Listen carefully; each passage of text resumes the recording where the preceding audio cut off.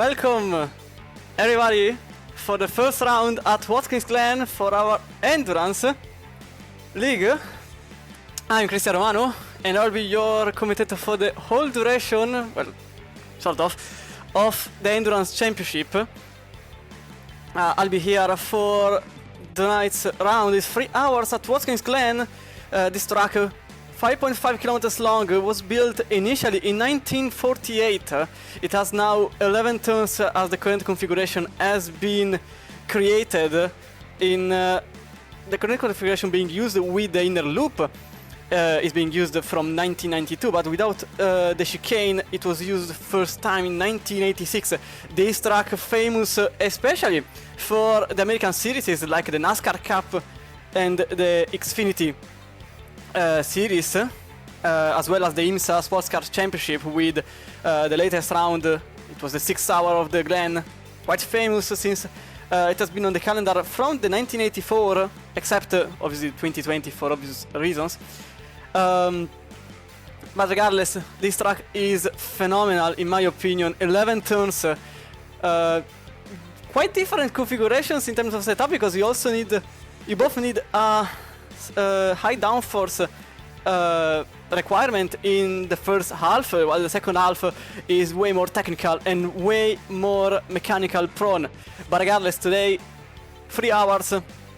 Qualifying is going to be on in 15 minutes, as the server is being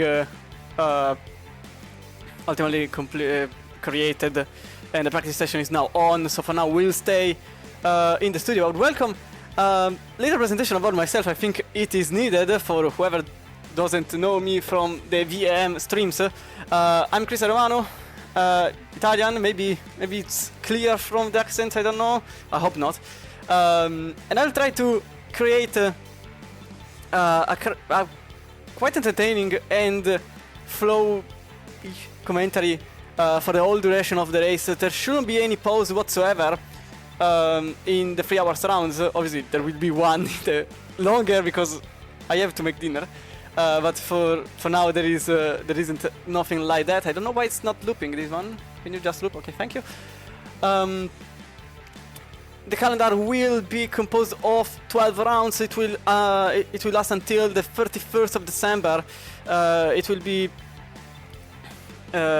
be composed of, if I remember correctly, it is 8 3-hour rounds with 4.5 hours, and the finale on the very final day of the year. It is going to be the 6th hour of Spa-Francorchamps. The championship will also have some prizes for the various participants and the various winners of the races. The exact calendar is starting today at Watkins, but we'll then go with Misano, Suzuka, Kyalami, Brands Hatch as the round 5 with Monza as the 6th, then Bathurst round 7 with Donington Park following, Paul Ricard, Imola, Zolder, which is the best track in the world, and Spa-Francorchamps as the last one, with every round being a 3 hour except the last, and except Paul Ricard, Monza and Suzuka being 4.5 hours long. The race starts in half an hour, as there is 10 minutes of practice session and 20 minutes of qualifying. The drivers have 48 minutes of driver stint, so it's not the usual 65 minutes you would expect. Can you just... Okay, this is not looping. Why are you not looping? This is terrible. Okay, we'll loop it manually. So it's just changes the effective way this the various pit stops are made, considering that usually you go for 65 minutes. In this case, it's not going to be like that. Slightly shorter timer in your stint means that you have to pit quite frequently. Obviously, the good thing about that is that you can go harder on the tires and on your car. You can care less about situation about time management and etc. Sorry if I am slightly bouncing around in terms of commentary right now. Just that I have to set up one thing here, which has been set up now. Okay, nice. So now the practice session is currently ongoing. The qualifying will start in 5 minutes, more or less. It's exactly 4.5 minutes until the qualifying starts. We have quite a numerous amount of cars on track, precisely full grid. It should be full grid. It's currently 41 drivers, 41 teams on our American track. Let me just do the whole lot. Okay, now it's working. And qualifying will start as usual, so 20 minutes of qualifying without really any real flow whatsoever. Wanna talk about the best car? Well, it's a bit difficult now because I don't know if you are updated on the matter, but there is now in LFM the BOP, so every car is roughly the same in terms of overall performances, at least it should be. The cars are now bopped with 40 kilos more or less, depending on which is faster, simply. Okay, now it's all working. Nice. And possibly the best cars here will be, nevertheless, the rear engine ones, mostly because they have way more traction on the rear wheels, and this track is very demanding on traction in certain points. What does it mean? It means that essentially the front engine cars will be benefiting in the final half, but the first half is way easier to make overtakes, so this brings the rear engine cars in a bit of a better fashion, let's say. We are going to stream the split number 1 of the endurance round. There are 4 splits currently ongoing, but wanna talk about who wins what. Well, the winner of the championship, they receive an ACC Drive lifetime license, because this championship is brought to you by ACC Drive, and check out their website to get better on your racings, because they have plenty, a great amount of graphical interfaces, graphics and settings to improve your overall quality in the racetrack. I think we can go in. Can I? Let me see if can I. Please be so. Okay, yeah. We are currently in the practice session, as you can see. 2 minutes to go. I don't know if the audio is going. No, the audio is not. Let me simply go. Oh, it ain't working. Okay, filters. No, properties. I don't know why the audio is not being heard, because I'm quite sure about that. Because I'm very clever. I was trying to edit the audio from the video source. I am incredible. Okay. Liveries should be on for many drivers. For who doesn't know, the liveries are brought to you by the livery system in the LFM community. You can have your livery on screen by going on the Patreon of theirs and on the website, so check out if you need anything like that. My race control just crashed. Great. Greatest moment in history. Okay. Anyway, if obviously since this is a long race, I'm also extremely happy if someone wants to come on the broadcast for an interview. The only thing is that you have to ping me, or rather say it on Twitch, because I have Discord somewhere buried underneath everything that I have on screen. Since I don't have many monitors, I just have one. But it works, so until it works anyway. Also, let me know if the audio is okay, my voice is bearable, if the game audio is set correctly and accordingly.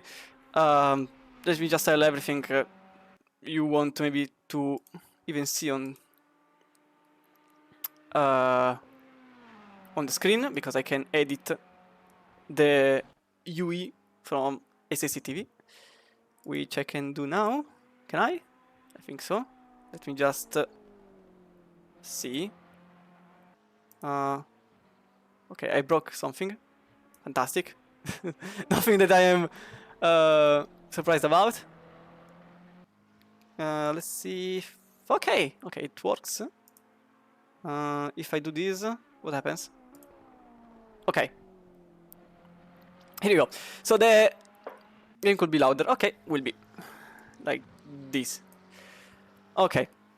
Apologies if I'm trying to understand things up, but it's just that usually the audio is the worst thing because I can't really test it. It's quite difficult.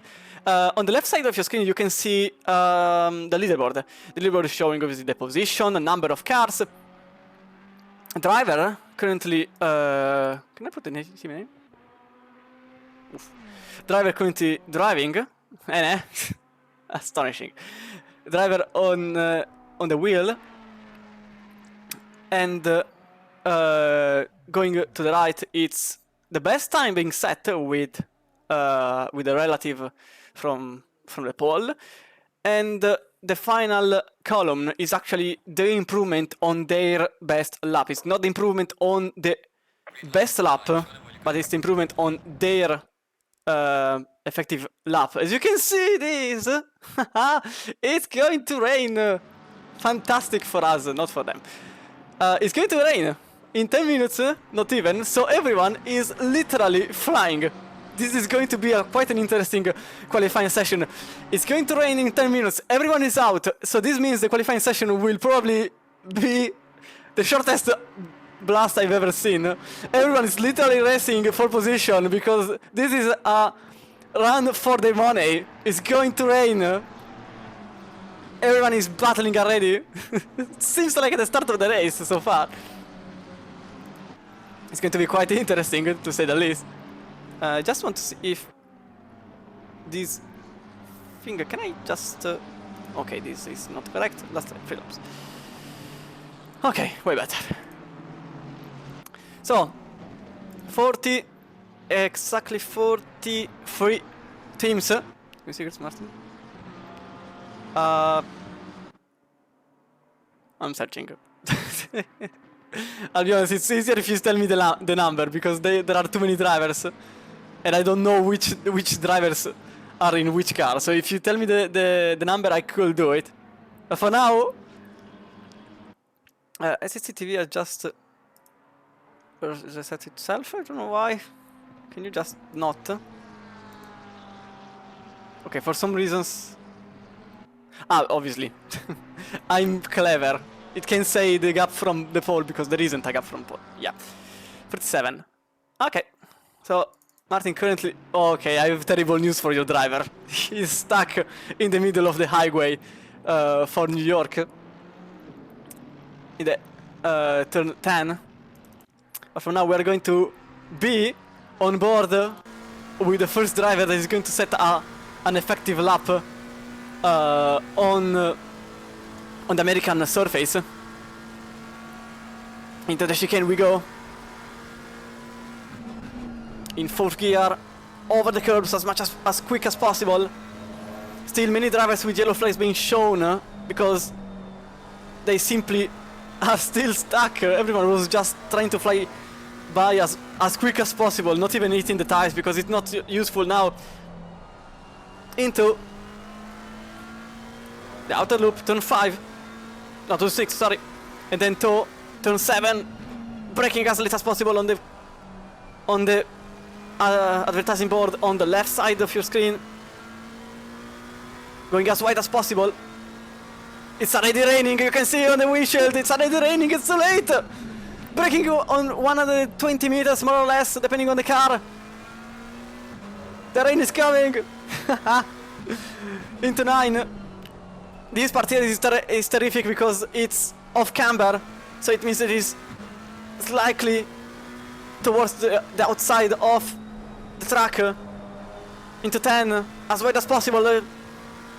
Goppelt doesn't go as far as possible considering his training. Possibly he is thinking about less grip on the curb. He completes the track, the first lap in 1:45.8, but poco roba goes quicker, Tempest goes quicker, Carecas goes quicker.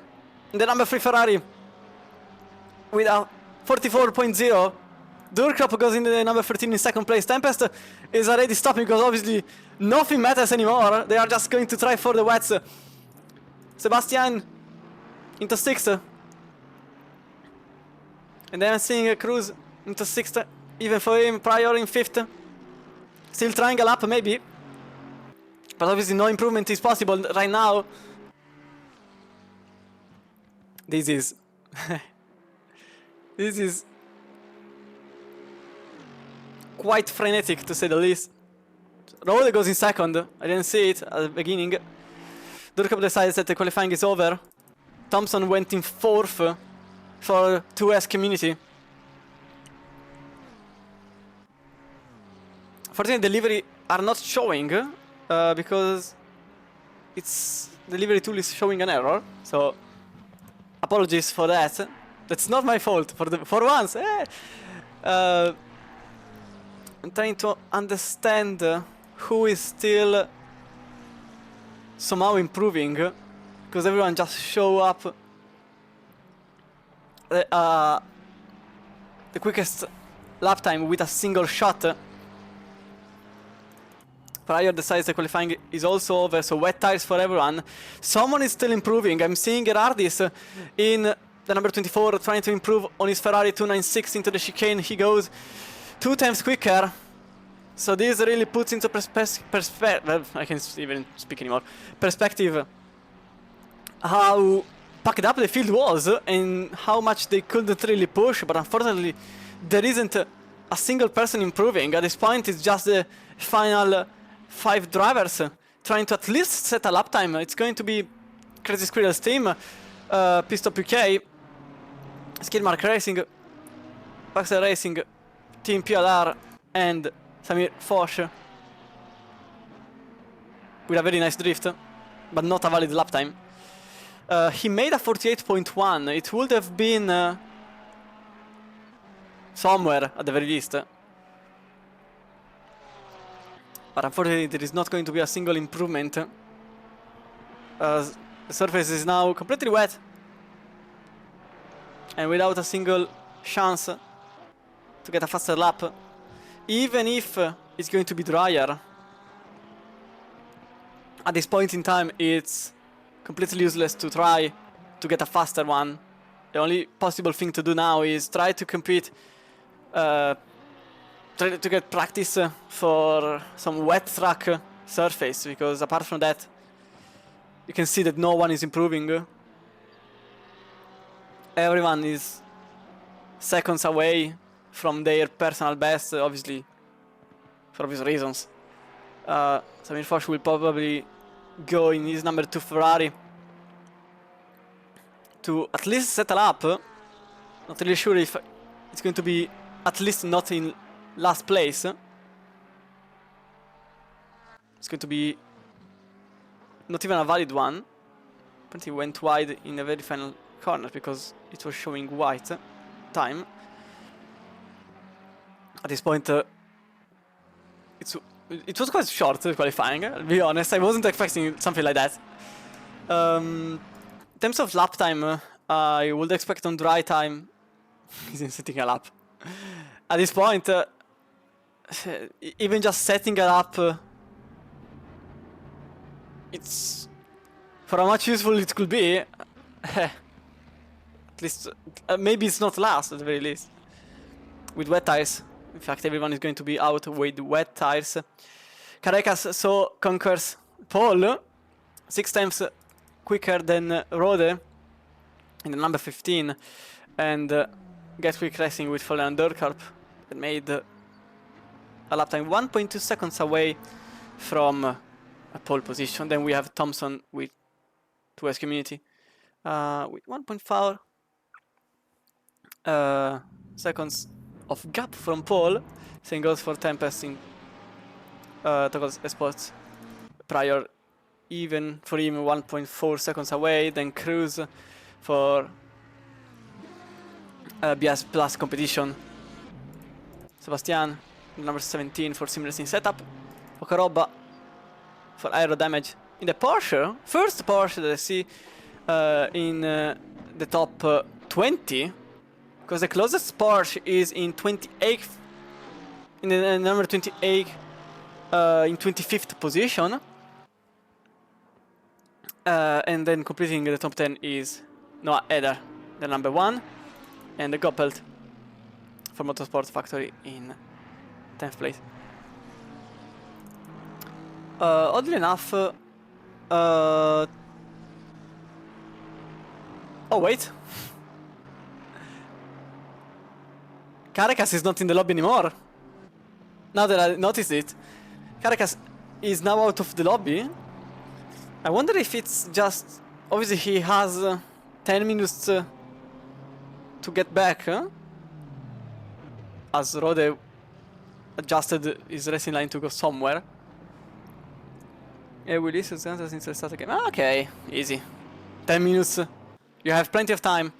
Okay, so what do you want to talk about? I can go, effectively, I have the tools to do it. I can tell you what is going to be possibly the expected lap time.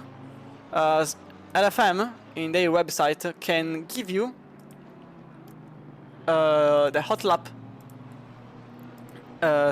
lap times being set by all the drivers in the LFM community. I just want to know in the 1.9. Thank you. Okay, with LFM Bob, thank you, because it's completely editable. You can choose the track, choose the class, choose the car, even the patch to the exact version you want, and setting even the Kunos Bob, so the normal one, and the LFM one. Currently, speaking of Caracas, he is currently on top of the leaderboard, just shy of 0.025 milliseconds from Sherratt in the Ferrari 488 GT3 Evo. Yeah, I know. With a 42.3. And then we have the Ferrari of Sherratt with Niels Naujoks. Possibly I destroyed his surname, apologies. In the M4 GT3 with a 42.4.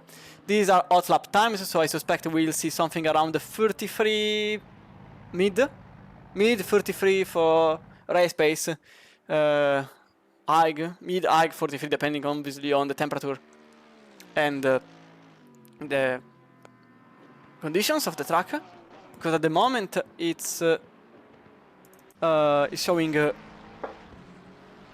some wet paddles to left and right, and as the qualifying progresses, we're probably going to have a green surface, so it will need some rubber on it to get grippier. The 43 teams are now possibly trying the wet lines. With 3 hours and variable weather, obviously everything is on the line and nothing is certain. Remember, they also have shorter stints than the usual. Usually you have something around 65 minutes of stint timer, maybe 60. In this case they have 48, so they can push as much as possible, and they will have to pit mandatorily before the 48th minute. Otherwise they get a drive-through for exceeding stint timer limits. This also means less fuel on the car and quicker lap times, as Caracas is back on track. So we have Ferrari, Aston, 3 McLarens. I wonder if they are all the newest version or not. The newer version is noticeable by the fact that the newest, the Evo version, has 2 fins on the front bumper. whilst the older one doesn't. So I can't really know from here. I should need them on track to be certain of it. Anyway, we'll start another, this time a wet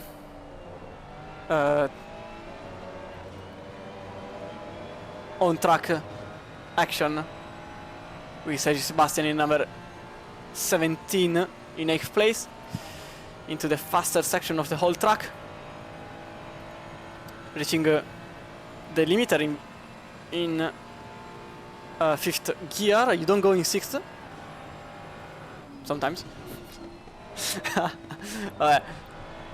Over the curbs, full sand, even in the wet, into the outer loop, turn 5, the longest turn of the whole circuit, and even one of the fastest, ironically, into 6, in shoot, to then go in this little downhill section on the curb,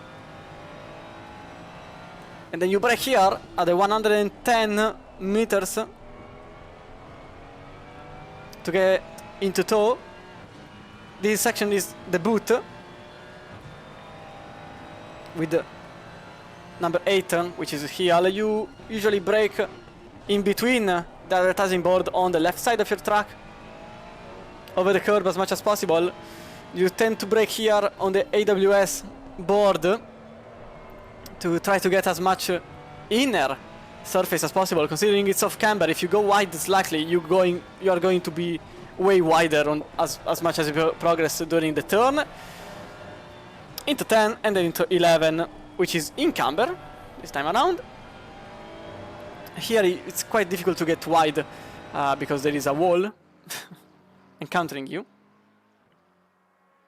But anyway, the grade 2 FIA track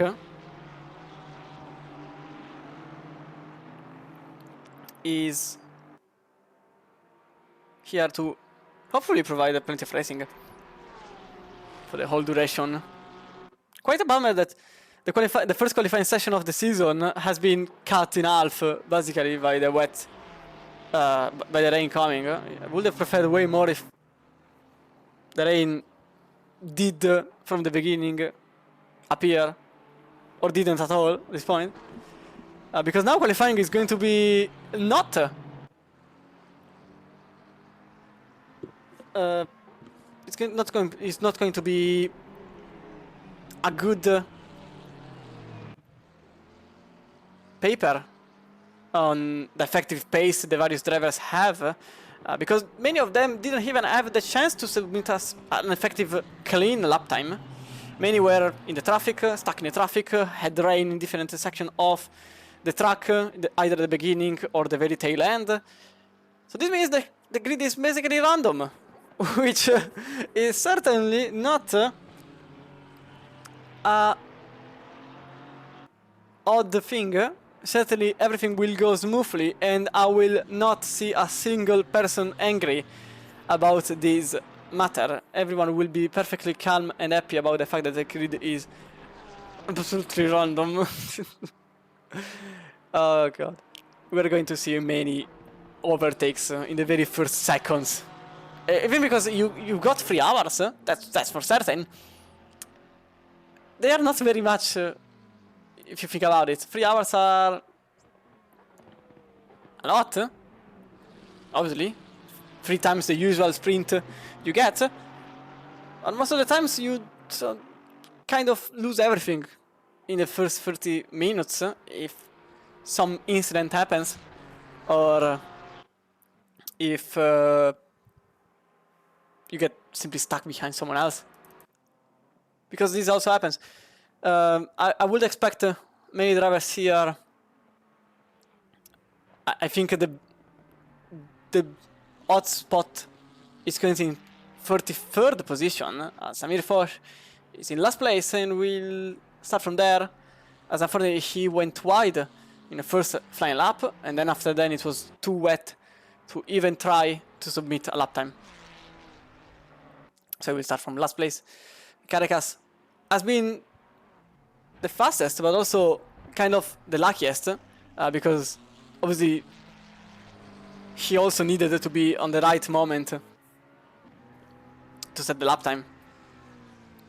And many drivers are surely not in the correct spot, in the correct position.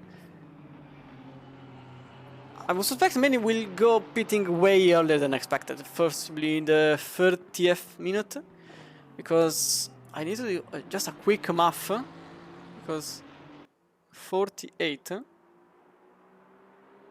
I need 180, say 47. More or less, yeah, you need 3 stops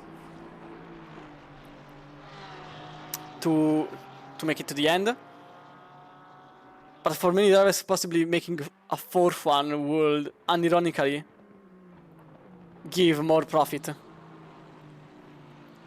by simply get rid of anyone that is becoming a sort of wall in front of you. The 20-minute qualifying session is finally coming to an end. Kind of demolished by how things went during the first 4 minutes when the rain appeared during the very end of the second lap, so the first flying lap of the most luckiest drivers, or the very beginning for who wasn't so lucky. And for whoever joins just now, welcome for the endurance, the ACC Drive Endurance Series by LFM. Obviously, it's a championship, but it doesn't mean that you can't join later during the championship, because these races are a championship, but still they are also standalone. And this means you can join the next one, which is going to be a Misano the next Sunday, without any real trouble. You can just simply join and go, as LFM usually do. You can simply join and go. So if you are interested about this scenario, so changeable weather, different conditions, different tracks, you can still submit. But there are many other series that you may be interested about. There is the usual Sim Racing Shop GT3 series and Coach Dave GT3 Sprint, 2 different length, 45 minutes and 25 minutes. You have GT4s, which are funny. I'll be straight with you, they are fun, and whoever doesn't enjoy them are not real races. There are M2, and also there is the Case King Pro Series, which appears to happen every Thursday at 8 o'clock CST, or 7 UK, depending on where you are in the world. And the next round is going to be Paul Ricard in the Case King. So if you still want, you need just an SR of 6.5, then you'll go on. Okay. So starting grid. Let me see if this indeed works. Okay, doesn't seem so. Refresh. Okay, now it's working. So we go into Caracas, which is not okay. Okay, slow force by. Can you? Okay, I don't understand. Okay, with competition racing with Grand Caracas and in time. It's quick. Slow force by SCCRL in second place in Aston Martin number 15, with Bletten starting for Get Quick A Racing in the number 13. Then we have Thompson in the 26th McLaren for 2S Community, with Thomas Morant just behind for Tokata Esport in the number 10 McLaren. Then we have the number 29 Mercedes AMG for Low Fuel Motorsport, with number 4 BMW just behind for BS Plus competition. Okay, yeah, easy. sim racing setup at Jose Lopez in a Ferrari number 17 with number 18 Porsche for aero damage. Italian team Stefano Pocoroba and Alessio Melli starting in 9th place. Then we have Marco Bischoff and Noah Eder for Sprout in a number 1 Lamborghini with a number 8 McLaren. Valentin Gobelt and Maurice Rockefeller starting for Motorsport Factory in 11th place. Cypress will be on the wheel with Kevin Steiner on his side with Peter Brothers in a 27 Lamborghini. Hartmann will start. Nadrzinski and Erturt are on his side with Limitless Speed Drivers in 13th place. 14 Ferrari starting in 14th place with Komasyuk and Rogovoy. Then McLaren number 5 for Thomas and Sim Racing, Matteo De Campo insieme a Alessandro Colombo in 15th place. Then Vinogradov and Volkov for Crazy Life Racing in 16th place in Aston Martin 36. 39 Mercedes for pit lane blocker. Hubner and Neckel will be on the wheel. In the number 11 Mercedes-Benz there will be Menicke and Steyer for BCS in 18th place. Behind them is the number 31 BMW. Takao and Runge will drive for whatever. Quite a name. In 19th place. In 20th this pink Mercedes for Reptile Racing with Dufresne and Baum starting the race. Number 5 Ferrari. Hello YouTube with Alfiev and Manzecco starting in 21st place. Sakins and Gerardis in TF Racing 24. Ferrari starting in 22nd place with 3rd place in the hand of Dive Bomb Motorsport. David Yefimov will be on the wheel. 21 Aston Martin starting in 24th place for Low Fuel Motorsport. Schalke and Porvit with driving. With 25th place McLaren with Dennis Fioch and Luca Fox for Gatwick Racing. Zelash and Summer will start for Penguin Racing Esport in this 28 Porsche 992. The Lamborghini 20 for the Zelino will start with Saitev and Sorokin driving it. In number 6 in 28th place, Swedish team SDL Esports.com Logitech G will start in front of the number 30 Yep Sim Racing in 29th place with Bodenberger and Heinz on the wheel. Benedict and Schwarzman will start in 30th place in the 25 Mercedes with 31st place being held by pit lane blocker Sebastian Buschke and Tobias Zuber.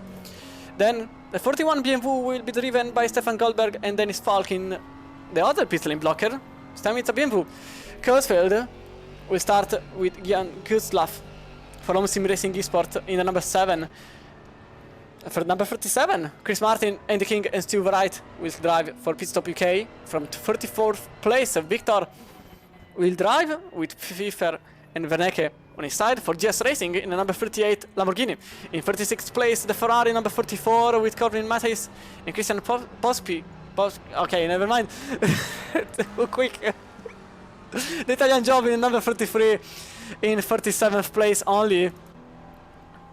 While in 38th it's Kidmark Racing with Jan Dreschler and Kai Paul.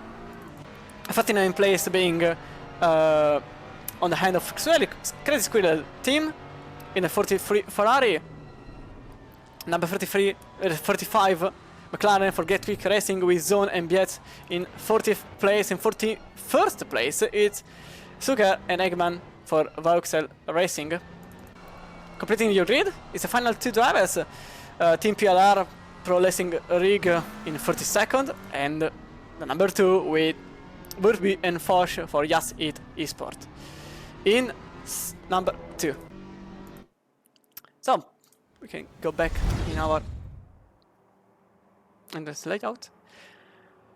Okay, as always I have to make it quick. Unfortunately I'm not German speaking. Like, I tried for the whole summer to learn it. The result is that I can't say anything correctly. And if I even try, probably someone will try to find me to talk friendly about my German.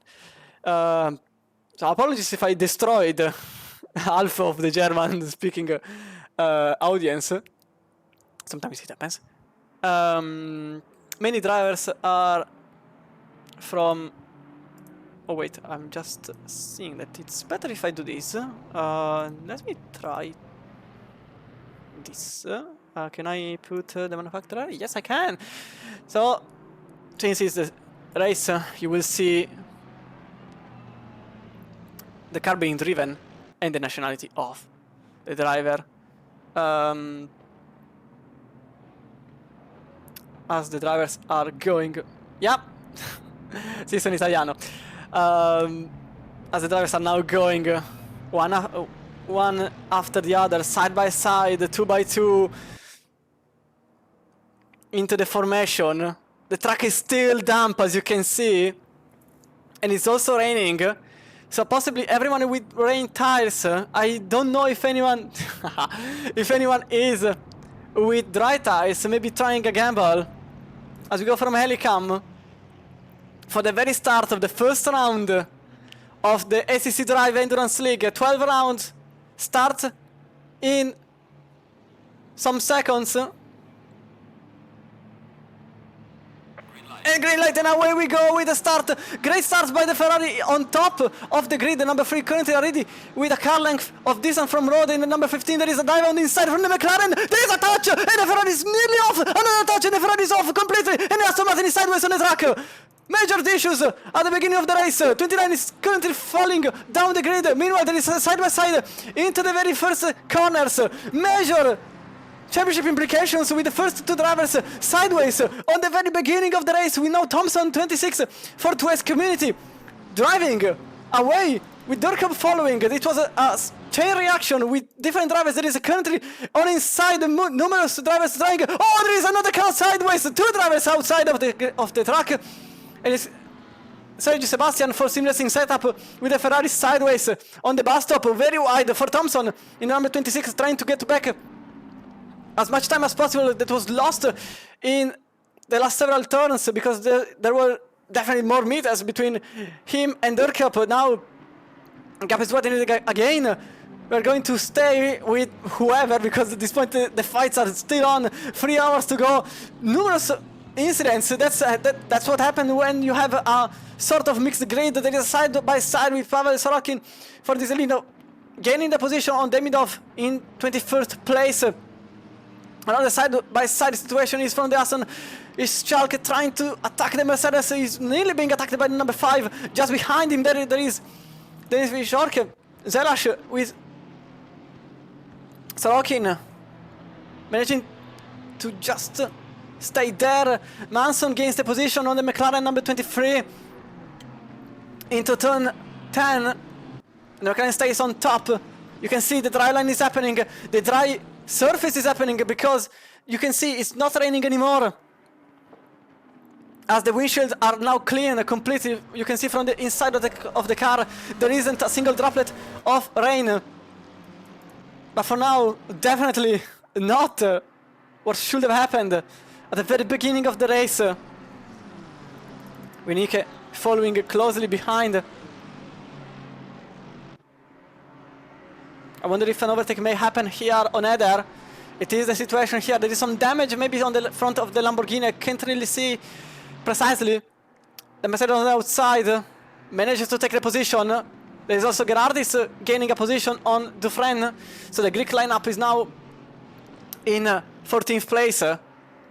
And I really want to see back what happened exactly at the very beginning of the race, because now some of the major drivers are now in the very back of the field. You can see here Caracas. Oh, there is a contact there. It was a Ferrari and Aston with Zuger losing the position on both drivers. And obviously Caracas wants to make back as much time as possible. We're going to get back on the replays as soon as possible, as there are still many overtakes happening. I don't really want to cut the coverage at the worst possible time. As Caracas makes another position, possibly the Aston Martin understanding that it's not their race and they have to kind of play teamwork, because otherwise the drivers had go away. Speaking of going away, it's Thompson currently with a great run for their money. 1.6 seconds in front of... Oh, Coppelt! On the inside he goes, but it is the Porsche. Pokoroba is off. Pokoroba is off for some reason, so I don't really understand why. The car is stopped on the track. I suspect a misfire or something on the pedals, because it's now all the way down in 27th place. Out of thin air, basically, as there is an overtake for second place. The BMW goes on the outside of the bus stop and gets the position on dirt cup in the McLaren number 13. Can't really make anything, as the BMW was way quicker on the exit of the very fast section. Turn 2 and 3. Quality Tempest also wants to get some candies out of the number 13. Battle against McLaren's. So here, nothing can really be made. Very close on the rear of the car in front, as you can clearly see from here. The centimeters apart, not even meters. Maybe the McLaren will try on the inside here into the right hander. In fact, it seems like it. Brief contact between the two. Bit offside. And the McLaren number 10 gains the position on dirt cup into turn 8. Menique is extremely cheeky with Goppelt. I can see the reason, obviously. Oh, a bit wide there for the McLaren number 13 again. Loses another position as Cypress in the Lamborghini 27. Gains the position on the McLaren. Free falling now for Get Quick Racing. Apparently their starting position was... Oh, there is a contact between the two McLaren. Goppelt has to slow down. The Mercedes gains the position on Goppelt. Number 11 is straight, trying to get a position. It's double side by side. We go from Helicam. It's too wide. It's too wide. It's nearly free wide into the bus stop. But the free wide is impossible. They go too wide. The Mercedes stays behind. The McLaren in green fashion loses a spot there. In fact, Goppelt is now in 8th place with Eder in 7th. Managing to go on top of this very battle with Menique now near the loss of another position. The Lamborghini on the inside he goes. Astonishingly, the idea was there. Very, very risky, as if the tires would have gone into the grass, it would have been calamity. Meanwhile, there is an overtake as the Mercedes Melinik goes on top. Maybe tries to overtake dirt cup. It doesn't happen. It happens indeed. It happens. And also the Lamborghini wants to make one. In fact, there goes on the outside of 9. And it happens just now. There is also Goppelt that wants some candies. There is also an overtake. It's the Ferrari number 14 on the 488 trying to gain a position on the old spec of the Ferrari. In fact, it happens to be so. And the number 14 is now in front of the 19. With Martin losing the position, meanwhile there is Dorkop going into the pits. For... Oh, I know why. I suspect they went on track with wet tires. Maybe trying to be better than anyone else. But unfortunately, the track dried up. So the idea went into pieces. Meanwhile, there is the BMW losing the position on the McLaren. You can see on the mirror how close it is. Well, here it is. It is very close. Mercedes number 49, Hubner on Sven Tekau. It's currently side by side, too wide. Even for the Ferrari managing to get a position on the McLaren. The McLaren gains the position on the BMW behind. And the Aston Martin. There isn't an Aston Martin here. The Mercedes. The Mercedes number 39 defends against Manseco into 11th place. I really want to get back to at least see the replay, but I don't think there will be the opportunity until probably an hour from now. I just hope the race control keeps track of the replay. I can finally breathe. It was definitely a great start in my opinion. Let me tell you straight. It was incredible. I want more random grids. Zelas goes, tries for the overtake. Sorokin stays on the outside. Maybe it happens, maybe not. In fact, the Porsche gains the position, number 18 on... So, oh, contact! And the 42 is off! Damn it off! Currently sideways! Oh, there is also the Ferrari of Samir Porsche and the Boothby hitting the car number 42. Major championship implications again. Every one of the big names is getting involved some way or another. Another Ferrari, the red Ferrari there. Grazie. The Ferrari there loses another chunk of position. I suspect in the order of 10. There was also Sebastian being involved, possibly not with some damage. But oh boy, it was definitely not the scenario that the drivers in the Ferrari and McLaren were suspecting it would have happened. For now, Nike stays there in 5th place with either fastest lap currently being held by the one lineup. There are some overtakes left and right. I think you can go with the Ferrari trying the inside. It doesn't happen. It can't happen. Maybe it can happen. More overtakes are going on the backyard. Ilya Menzeco goes for the inside. It can't happen there. Too quick. Both drivers were way too quick on the turn. I really want a wing side view from the Mercedes pit lane blocker. Gained the 6th position from the start of the race. And number 39 is now there, trying to defend as much as possible the position number 11.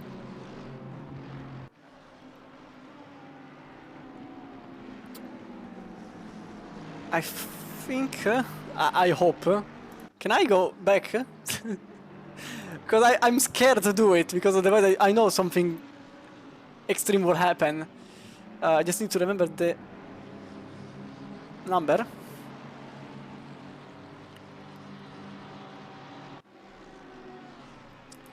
So number 3 was involved at the very beginning, now trying to make some overtakes. I think we can see, in fact we can, as we go back into the replay, you can see what really happened there. There were several contacts. We can see from the wing what exactly happened there. Contact from the 13 and then another contact happened on the side of... Oops, sorry. The hotkey is not working. Damn it. I also wanted to see exactly... Oh! There is a car not showing the correct... Unfortunately I missed it. The number 12 seems like something happened there. Not really sure, I'll be honest.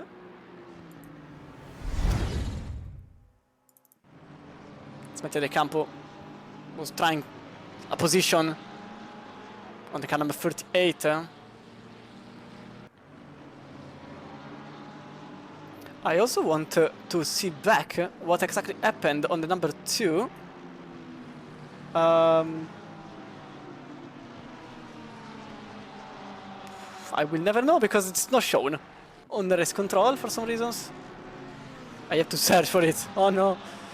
It's going to be quite impossible. Okay. So Caracas makes another position. And the Porsche of Pocoroba, that for some reason stopped on track mid-time, goes for an overtake on the number 30 for Sim Racing and gains position number 25. They were in 8th 10 minutes ago. Now they have to gain back some positions for their portfolio, as Cruz and Tempest here are still battling for position, because this one here, this fight is still ongoing, and it's been so for several laps.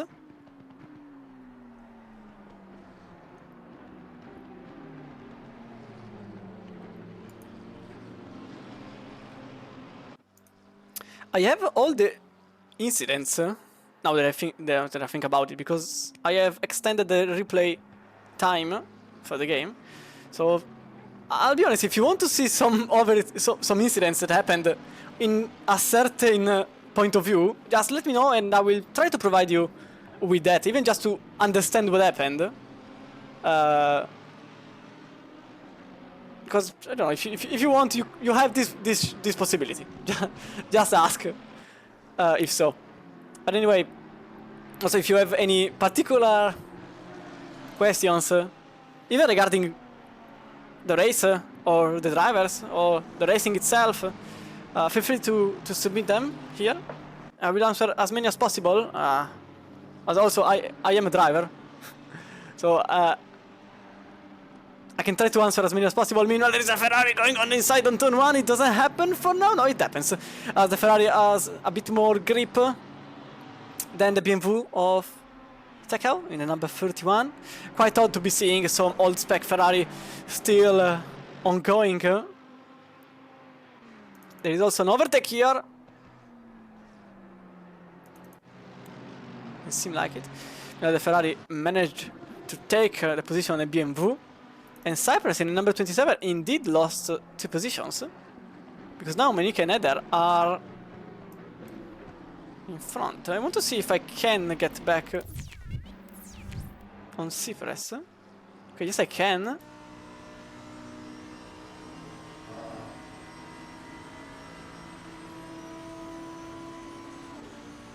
Okay, it seems like it was a simple overtake on the main straight with Eder that utilized the Mercedes in front to gain the very same position. Caracas currently holding the fastest lap of the whole championship, the whole race, and maybe trying to make another position there. Doesn't happen for now.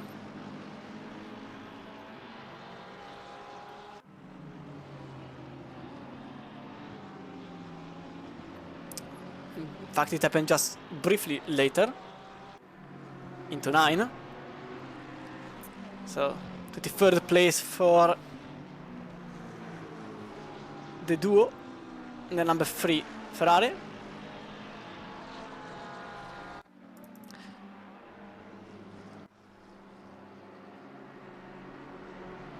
So with a bit more calmness, we are now on board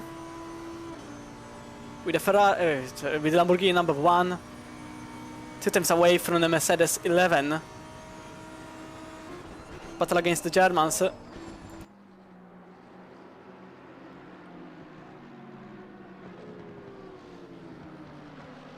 Something may sparkle in the very near and short future between these 2 drivers. Their best laps were essentially the same, 44.7 and 44.8 respectively, both being set on the very last lap. Even if you can see there is a 44.5, but it was not a valid one, possibly going off track for some reason, because as you can see from the right, bottom right side of your screen, you can see the last 3 laps being set by the drivers. You can see which ones are valid and not, unfortunately, but these laps may give you sort of info regarding the pace of the different drivers. Maybe comparison with your team's one, because I suspect many here are also watching the race for their drivers. As Caracas makes another position. This point is just a run of how many positions can they make until the very first. Oh, incredibly into the wall nearly for the Campo by the Lamborghini number 38. I was questioning how much right he would have went, and the answer was yes, until the track doesn't expire. So now Victor trying to defend us again as much as possible against the Italian behind, the number 9, McLaren, the newest version. Oh, lot of... oh, free wide into the bus stop! This doesn't end well! Free wide! It's going to be Mercedes Campo outside, the makes contact with the Lamborghini that goes wide into the gravel! There is no gravel, the grass!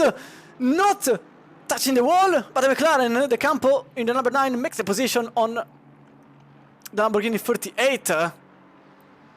The free wide was bound to not have good consequences, and in fact this happened here. So now Matteo De Campo is in front. Meanwhile there is Cruz battling with not one, not two, but three drivers for the second place. Meanwhile, also, wrong one, Lamborghini trying to get to the inside line on turn number 9. It appears to be so as we go with Menikes. Careful it come. You can hear the Lamborghini alongside screaming for position. It happens on the inside. So another position being made by the number 1. As no header, the German makes the position on the number 11 Mercedes, with Cruz and Tempest still battling for the second place on the grid. The Mercedes is still not defeated, goes on his side on turn 1, makes the position back. So now, oh, a bit wide there, the Lamborghini do the comeback. In turn 2, no. In turn 3, not even. On his side, the space was not really much, to be fair. It's incredible, this battle here. I don't really know who to look at. Tempest is still behind. The Lamborghini is also still behind. At this point, I think we can just go here in the wing and keep it track of both drivers. With Cruz's point of view, at least the middle point of view, with Tempest, the number 10. They need to keep it behind. To keep it to go in front, not to keep it behind. By the way, little FPS, not really depends. Like, it is difficult as iRacing in terms of simulation, but you are kind of forgiven more sometimes, sometimes not, in terms of damage, because iRacing's damage system is not really great, and in terms of driver user friendliness, because here you can use multiple cams, and it helps many drivers, and you also have, in terms of setup, you basically have the same. iRacing is slightly more simulative, but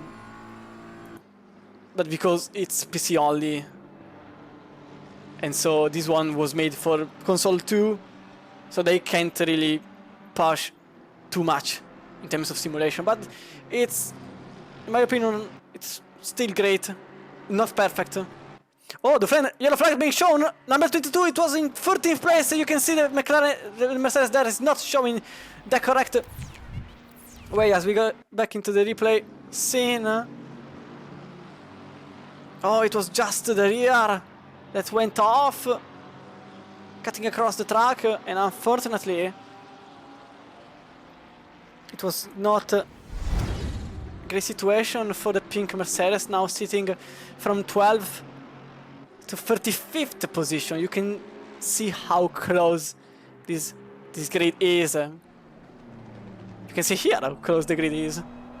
This is the battle for second.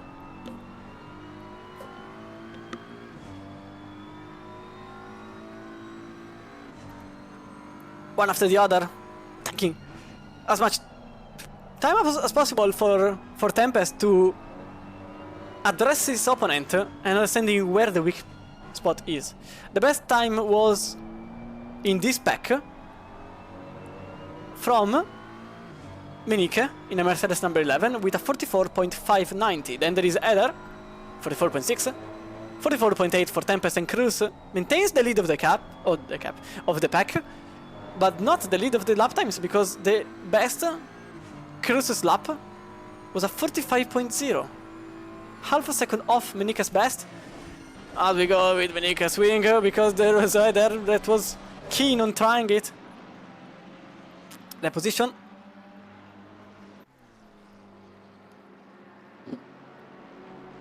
For whoever missed the first bits of the race, we had the number 2 and the number 3. So the Booby and Foch duo and the Caracas and Vicious duo being involved in an early incident, so that's why you are not seeing them in front. There has also been the McLaren involved, that was in second place of Durkop in first place only now, in the number 13.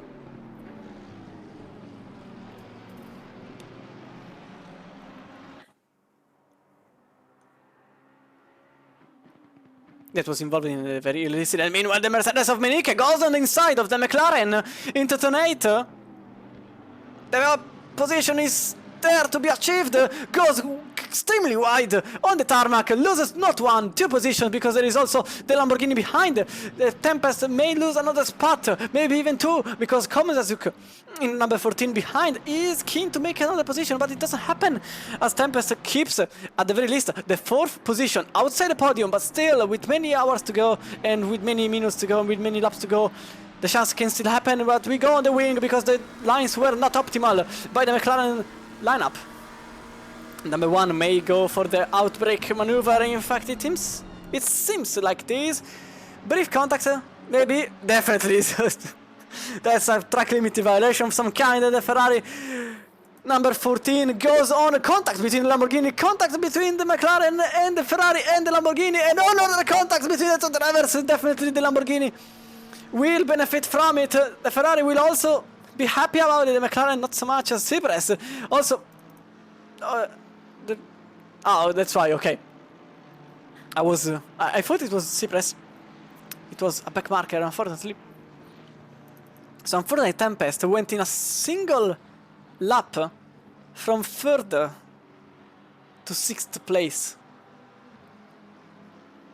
Terrible news for the Tokola Esports, that loses several positions in the single lap. But the Ferrari is still there as we go from Tempest's point of view.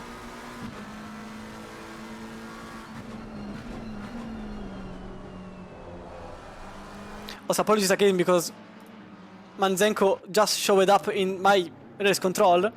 So for some reason he was not showing as a person there. Disappeared for a moment. It was actually Manzenko trying a position, not a back marker. That's why I was so confused. It disappeared for a moment in my eyes, but it reappeared in 7th place. It was him all along.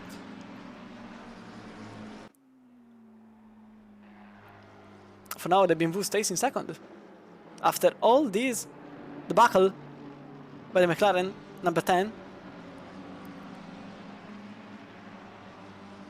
Into the 15th lap. As Caracas makes another position. This Ferrari here was involved in a very early incident. Basically last on track at the end of lap 1. And now in 12th position. Trying to get as much profit as possible in the shortest amount of time. There is also Hubner battling for position with Schalk. In the very 13th place. On the outside he tries. But Schalk stays behind. That was some lag. Because they saw some cars sideways. But for now, situation stays the same. By the way, yes, that's what I was saying about user friendliness. You can slam the brakes, but here you have ABS. ABS works like this. You can slam the brakes. And not every car in iRacing has the ABS, obviously. Some doesn't, per rule. Whilst the GT3 per Acco rule set are with ABS. Meanwhile, the Ferrari makes their position. I'm gonna say quite surprised. You can see what happened exactly here. Oh, dive bomb into the inside. There were several meters of distance between the two. But the Ferrari clearly said, you know what? It's doable. And so it happens. The 6th position is now kept by the number 5 Ferrari lineup.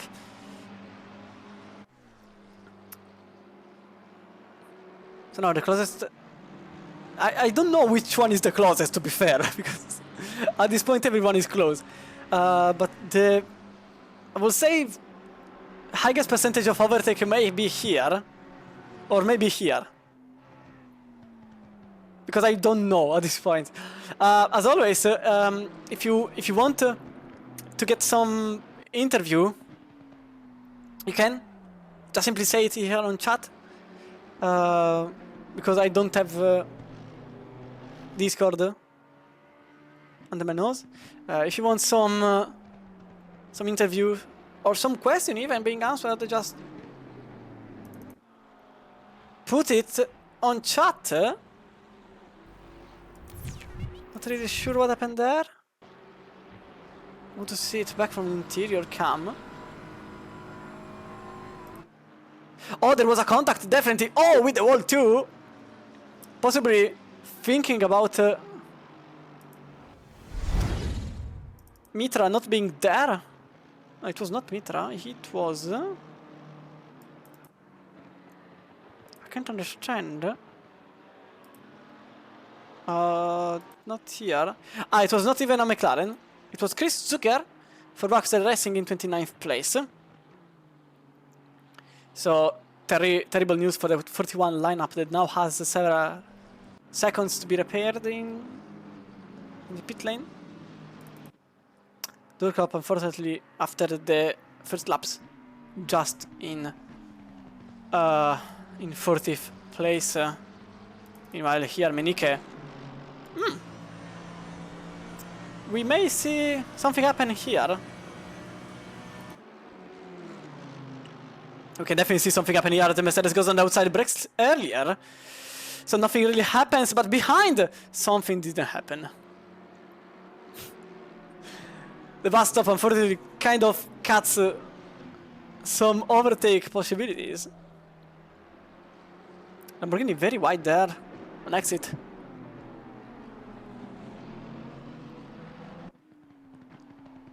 Also, the same applies for every sound adjustment. I don't know if the mic is okay, the game is okay, I'm okay. I don't know anything. So everything is accepted here. I'm up for anything, except selling food. Unfortunately, I know. Anyway, I don't know. Probably I'm going crazy. Anyway, Menike currently trying to address the situation here, because he has been looking at the BMW's rear for quite some hours on the background. And as the time passes, the second group is closing by. Eder, Komatsuk and Menzenko. With unfortunately Tempest that has lost the rhythm when the overtake happened. Meanwhile, the Mercedes finally goes on the inside, and second place has been gained by the 11 lineup. So BCS with Max Menike gains the position number 2 on the BMW number 4.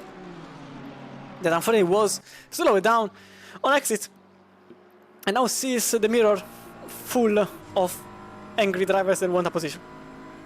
And Lamborghini clearly trying to scare, put fear,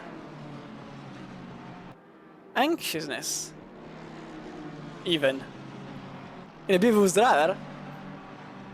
But it doesn't happen anything of such. The BMW stays in front, closely following Menike, that now has clean air to try to make it up to Thompson, which may happen because the last laps for Thompson's weren't fast, and the best lap wasn't really that fast. It's 45.045, and we have to go back to 8th place to see something. Oh, what is happening there? The number 5 was trying an overtake, again a dive bomb, but this time it doesn't happen, clips the grass.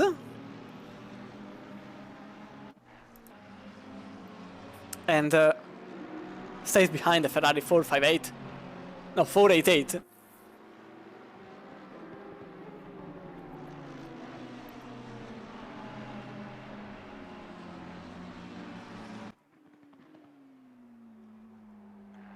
Unfortunately, as every BOP, nothing is perfect. In fact, it's hard to be seeing some old spec cars so quick.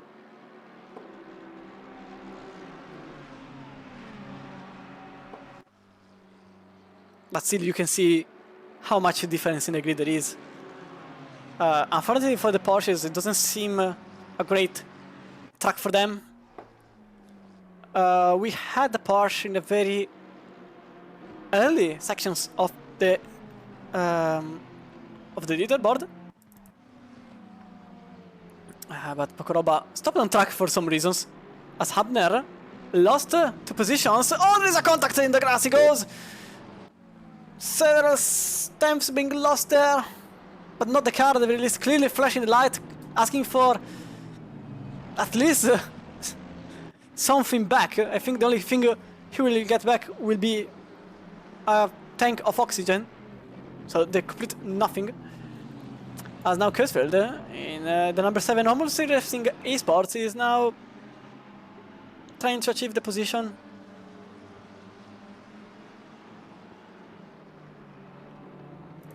With the Shorke behind, and Manson, the SDLesports.com. McLaren.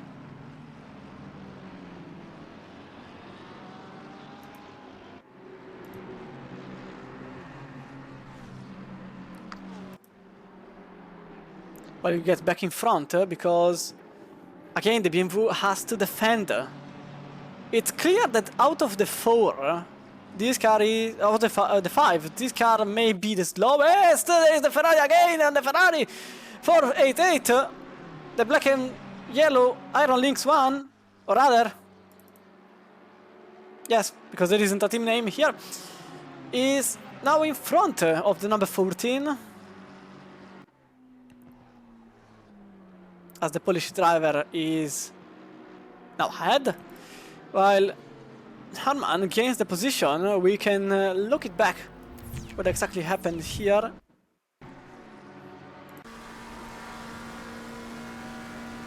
Makes it on the inside, it breaks way later and gets in front without any real trouble.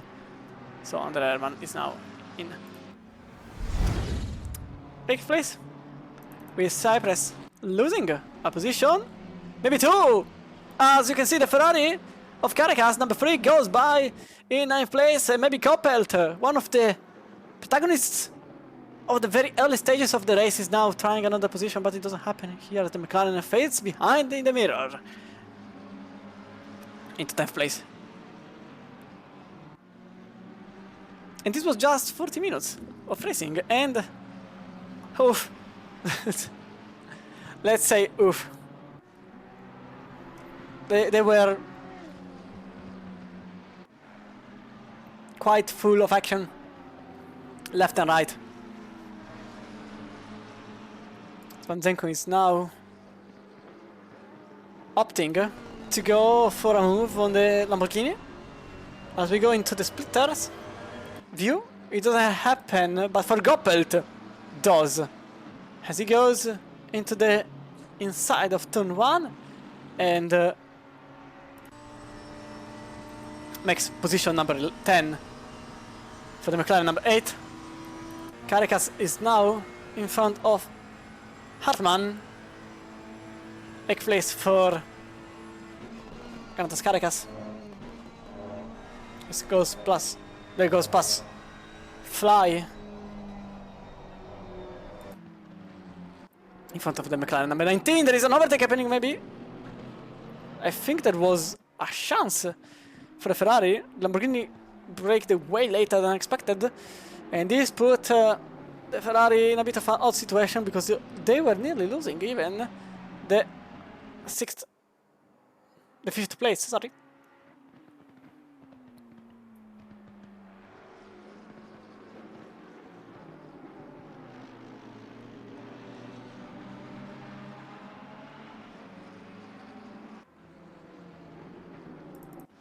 We'll now go. Okay, I'm hearing my voice going away for a moment. I think I need some water. It will be terrible if I forgot I forgot the water. I will take it later. We are getting closer to the pit stage. So if you hadn't have enough, if you hadn't had enough of action, here it is. The first to go into the pits is going to be Monique in the number 11 BCS Mercedes, while Hubner and Kurzfeld are now battling for position into turn 1 with Ritkerke that is quite interested in that very scenario, while just in front there is another possible overtake opportunity. It doesn't happen here. Why on the background? We go. Is it too wide? It is too wide into the bus stop chicane, but the McLaren number 23 waits later to brake and keeps the position for themselves. Is for it is not good if you don't drive in any championship that has the LFM BOP set, because now LFM, in collaboration with Apex Online Racing, has now introduced the custom BOP. So basically, every lap time, every hot lap stint, every hot stint, everything is being registered in the servers and is processed with some data, corrections, and etc. to give you a perfect BOP, because with the latest update you can now set minus 40 kilos and plus 40 kilos, and you can set the ballast up to the single kilo.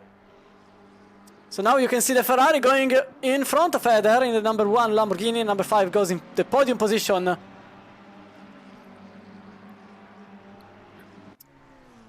With the number 14 now following behind. So, as I was saying, quite quick because there isn't time. The BOP is done, processed, and every, if I remember correctly, every week is adjusted to give you a perfect BOP for every single car of the game that is, well, at least used in a sort of important manner. Exactly like that. The car is still terrible because obviously it's the last spec of the Ferrari's lineup.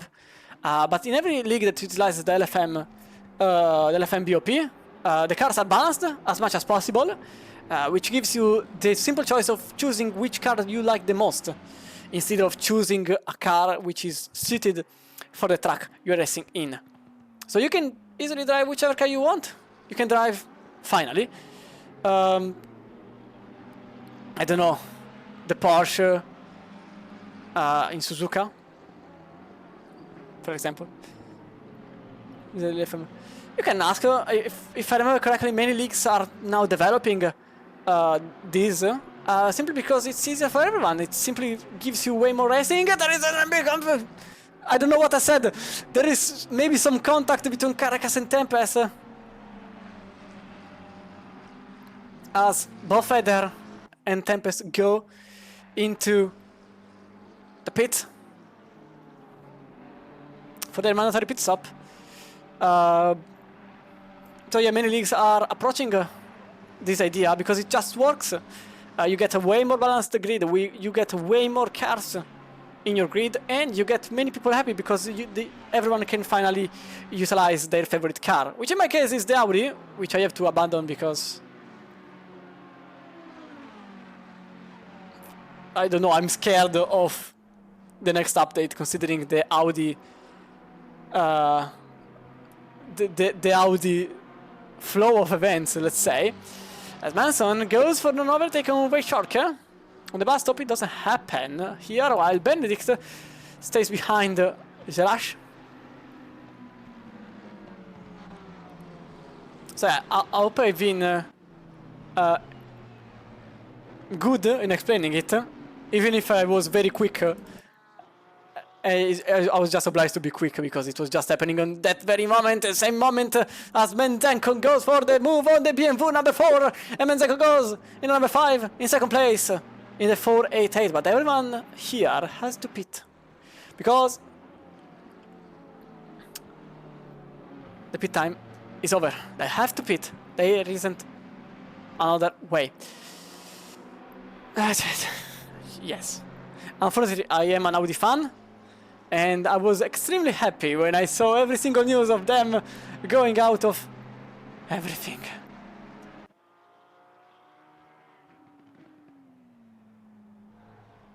I'll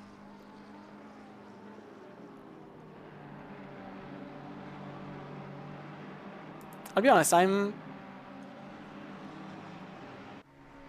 not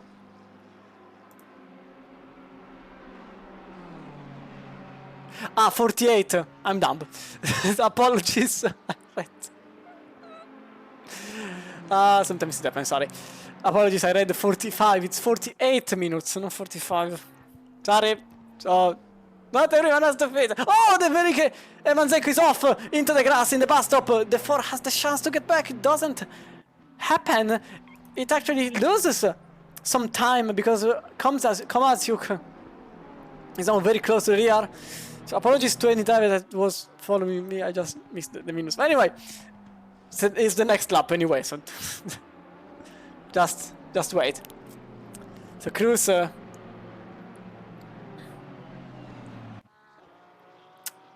trying to following Manzenko, but it actually has to really look at the mirrors. And in fact, the 14 passes the number 4 BMW into turn 8. Is open. Aston gets an upgrade, but possibly it's the new Evo.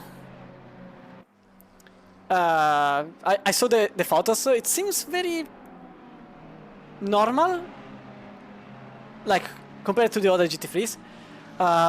It should be, the upgrade should come in the very next year, while the Lexus should actually be a sort of Toyota, because it's a sort of partnership between Lexus and Toyota, since obviously the entire motorsport division in Toyota is, and Lexus is the same, as they utilize the same exact personnel even. Not the Gazoo Racing, I mean I can't remember the name. Don't know why. Feel terrible. In 25, should be 25 the GR concept or something like that. But no one saw anything up. I saw some leaked photos. They were testing. It very much seems like an ENG GT3, which okay. And it should be also the one thing that helps the Toyota Hypercar program.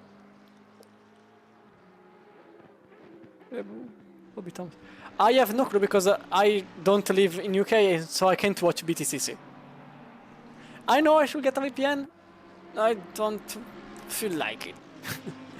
Because unfortunately I am very interested in the BTCC, but I never really saw more than 2 races in a single year. Because it's very difficult for me to get even the reach of that. Meanwhile, Steyer now driving the car just in front of Bischoff in the number 1. So BCS again in front of the Lamborghini. Yeah, unfortunately I can't really answer, sorry. Is maybe? Who knows? I know many drivers actually race in Sims, just that usually it's more iRacing than ACC. Like some time ago I saw Lewis Hamilton, I don't think it was him. But anyway, maybe. Who knows?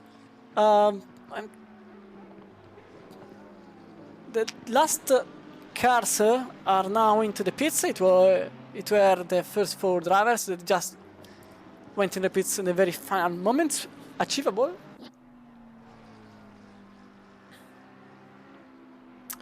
And now the question is, I don't think the 26 for 2S community will have any trouble getting in front of these 4 drivers.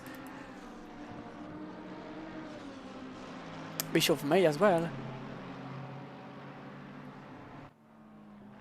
Bishop that managed the position of Steyer while I was looking at the race control and the chat, so apologies if I missed it. I'll be honest, I missed it. It's the first overtake that I missed. So for now, the 1 is in second place, 11 is in third, with a number 5 in 4th place. Now, in terms of pits, everybody basically they did the same. It's just that the Lamborghini pitted earlier, and the 11 is the same, so they gained a tiny bit with new tires, and that tiny bit was enough to get themselves in front of their opponent, exactly the number 5. BS Plus competition in number 4, and you can use in the number 3. Interesting. Rogovoy that is now showing a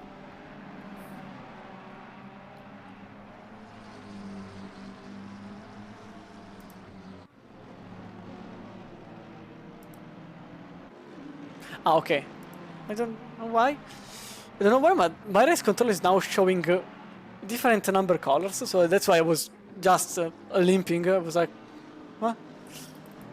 Good to see Durkop here, but unfortunately I really think that he pitted already. In fact, if we can go to the stint timer, it is indeed the situation. Durkop has 5 minutes to go in the stint because they had to pit for don't know why. The air pit seems not a damage one, but more a tire repairing one. 41 seconds was the last pit. So either they decided to go on pit as quick as possible.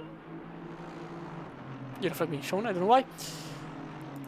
But goes indeed into the pit lane. Overtake for Melis that overtakes Hackle. The number 18 aero damage. We can see the replay happening just here. On the inside he goes. The last, second to last. And on the last corner it was already gone and dusted for Alessio Melis. There is also 24 losing the position on Fox in at 23. Gets quick e-racing.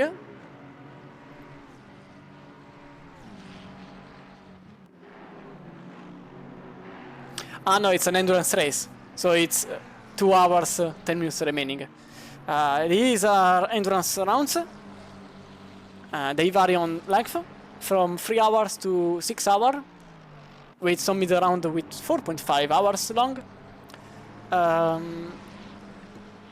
And you can check the calendar on the LFM website to be precise, but I can give you the whole calendar if you want. And they have 48 minutes stint timer and custom BOP. And the 4.5 race is every 2 rounds. So there is 2 rounds, 3 hours, 1 4.5, 2 and 1, 2. And the last one is actually 6 hours at Spa-Francorchamps, but it happens on the very last day of the year. It's literally the last race of the year, that one.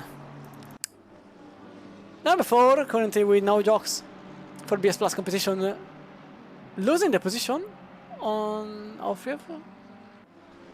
No, I don't think so. I think it was something there. And seems like a position might happen. No issues there. Also, this is a championship, effectively.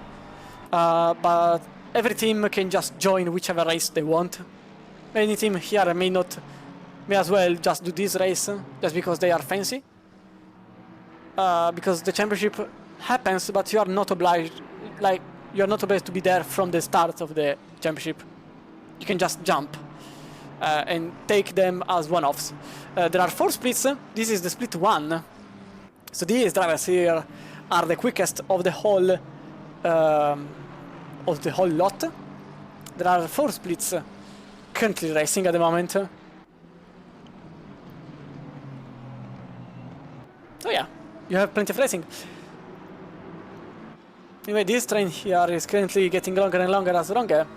And the 41, whatever, is in front of the number 7 and 21 Astons. And the 6 McLaren. You can see this little train forming.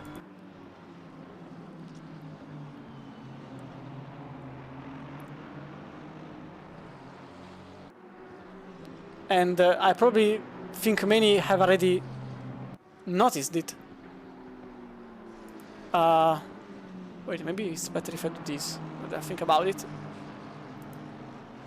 Oh wait, there is Steyer losing the position on the both drivers. Quite situation there as Novjokes gets the position done, maybe even on the Ferrari. There is also the battle for the lead as the Lamborghini gets the position done on Illiger. So second place is now Illiger, while Alfrev stays in front of Novjokes. As Steyer lost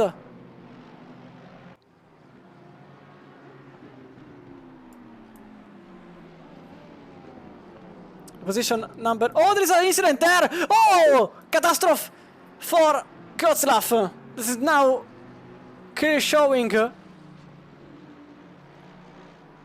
not the cleanness of the cars. Possibly some damage too on that very car, while Melis was getting nearly overtaken by Otato. We had several overtakes happening in the very same moment, unfortunately. Wasn't really... Wait, maybe it's better if I do this now that I think about it. Maybe it's way more important. Well.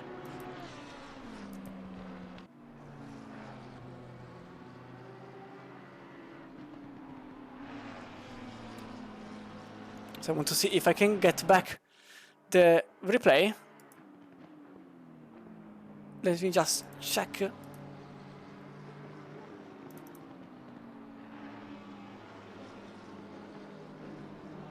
Because number 7 was involved in the incident there.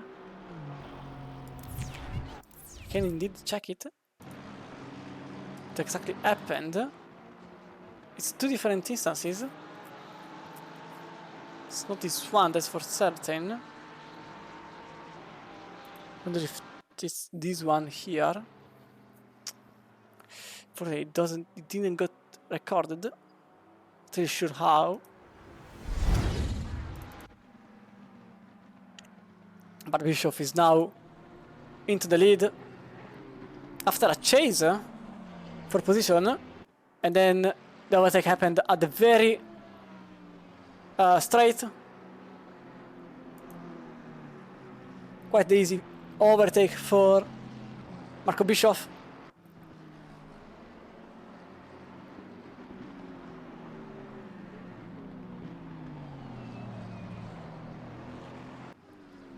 With the fastest lap being set by 2 drivers, because Samir Foch and Sebastian Zentner have the same exact lap time, 44.025 for both drivers.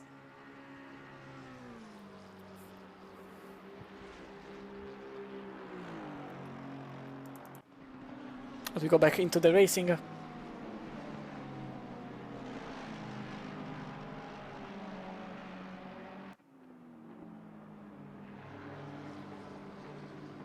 Battling for 5th position are currently Jukanovic and Steyer. And Mercedes number 11, that was initially very, very quick. And then suddenly the whole bridge kind of fell some ways or another.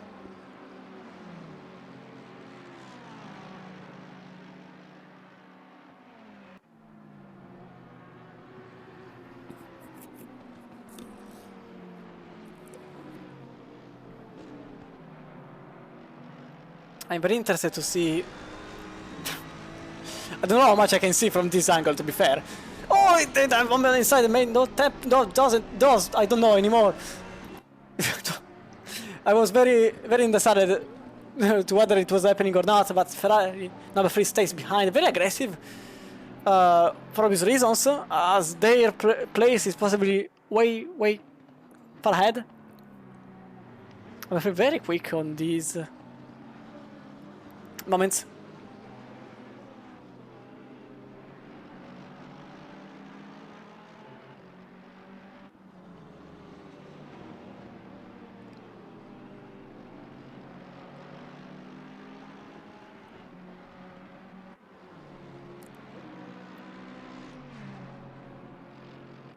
Here's now the battle. I think it may still go as much as possible. Obviously, if you can have a glimpse from the left side of your screen, you can see how many people are battling with each other. And this is 1 hour after the race start. I am in utter disbelief, because usually in the sprints you don't see something like that. While you see in a endurance round, you can see here Runge for the 31 BMW being closely followed by Patrick Povit. For the Low Fuel Motorsport, Fox and the Ferrari number 24 utilizing a quite different racing line, in my opinion. That's not usual. And they missed the overtake. We can go look at it back again. It was actually... I wasn't really expecting it. On the inside. Wow. That was definitely not expected on the very inside of the screen. Or of the turn. That was... I honestly wasn't expecting it. That's why I went off the cam of them. Because I said, okay, it can't happen. It can happen, apparently, on the inside of the final part of the bus stop. Wow, simply incredible. So now the number 3 is just in 5th place.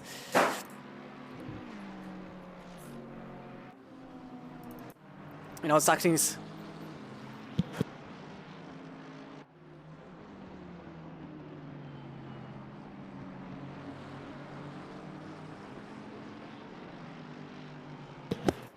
following Fox.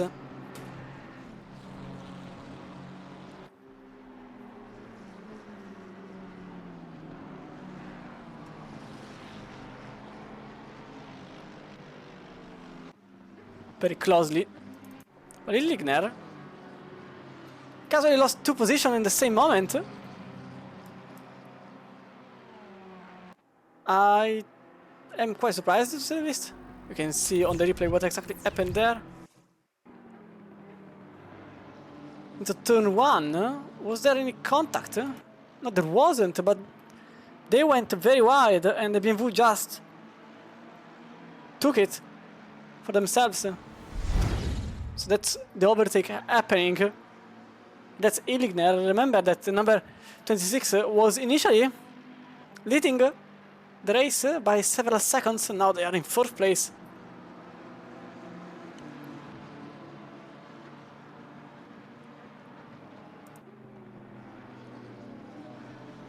Well, in the background there is Foch overtaking. There is also Martin overtaking. Oh, that was the wall.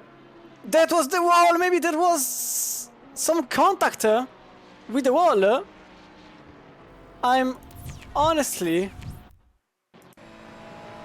On the inside it went. There wasn't a contact with the wall, but it was nevertheless very close for the Ferrari 44.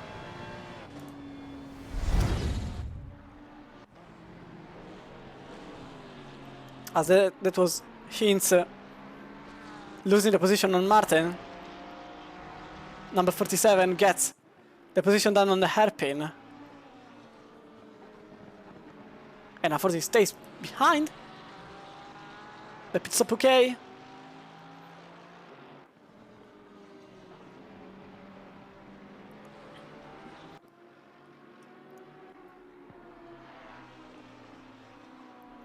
The entire field is filled with battles and overtakes. In fact, I'm trying very hard to take everything I can, I'll be honest. I can't take everything, I'm aware of that, but I really want to give everyone the same importance. As Summer, for Penguin Racing Esports, loses the position on Guslav, and the home of Racing Esports to manage another position, 18th place for them. They were starting 15th position behind, and now they are in 18th. Still a long way to go to get back into a position of importance compared to their lap times, because their best was a 44.367, and the first lap time that gets beaten, that can beat, apologies, this lap time is in 5th place with a 44.2.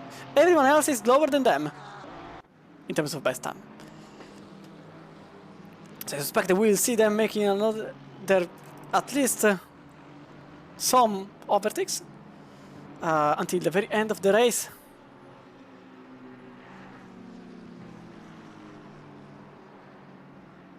We can go on the wink cam.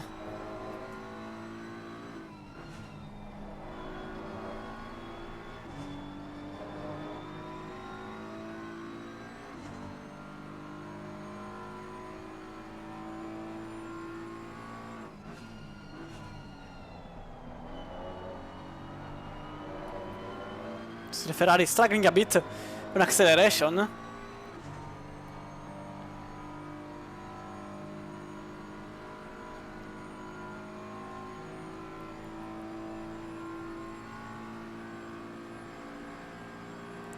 I don't think it's going to happen here.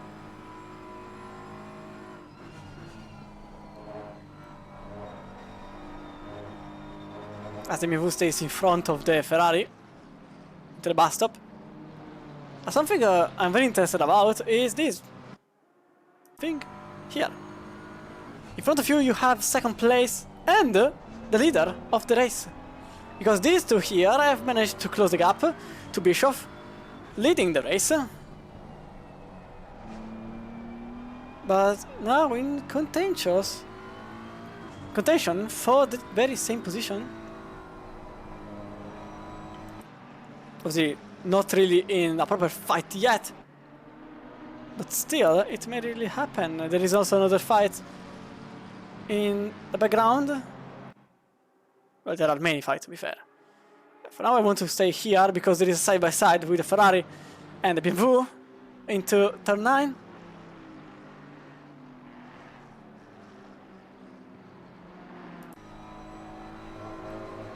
Ferrari very wide on exit. Very close to the wall, and it's 46.3 for the BMW. It's losing quite some time from Porvit ahead.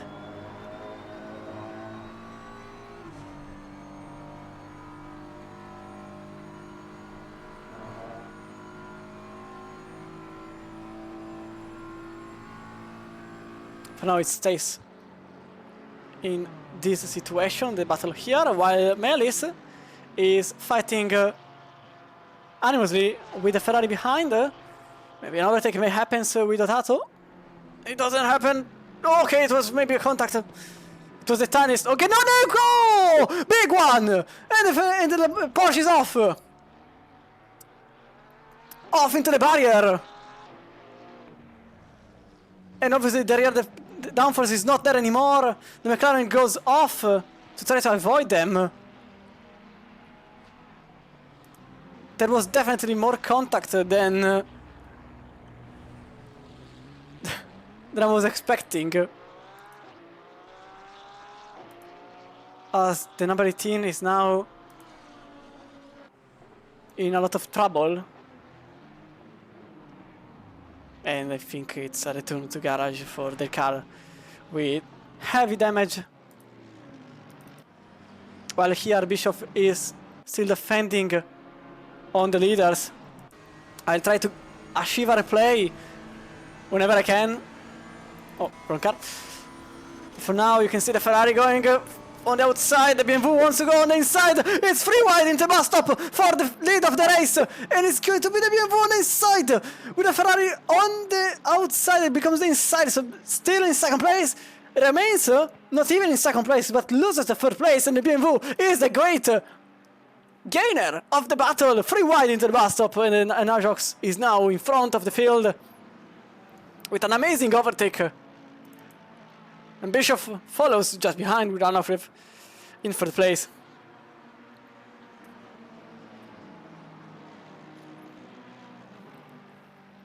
Incredible overtake, I'll be honest. Fantastic to be seen.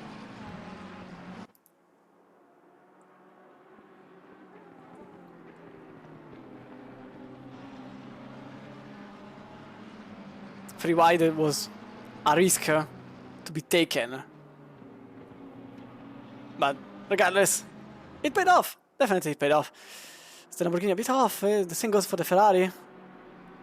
I'm also seeing the number 3 Ferrari there as an eagle, trying to attack whenever it's possible.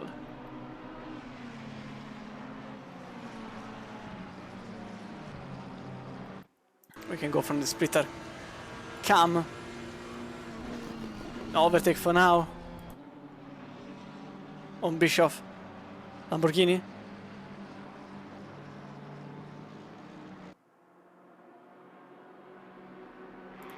While Vicious is way more fluid than the button in front. Side by side for both. The Ferrari gains the position on the Lamborghini, whilst Illingner stays in front of the Ferrari. So Anofrev now second, following the BMW, number 4, for the lead of the race. Unfortunately, I wasn't able to get a replay about the incident on the bus stop chicane, because apparently the race control didn't register it. So yeah. I think I know who was at fault, but...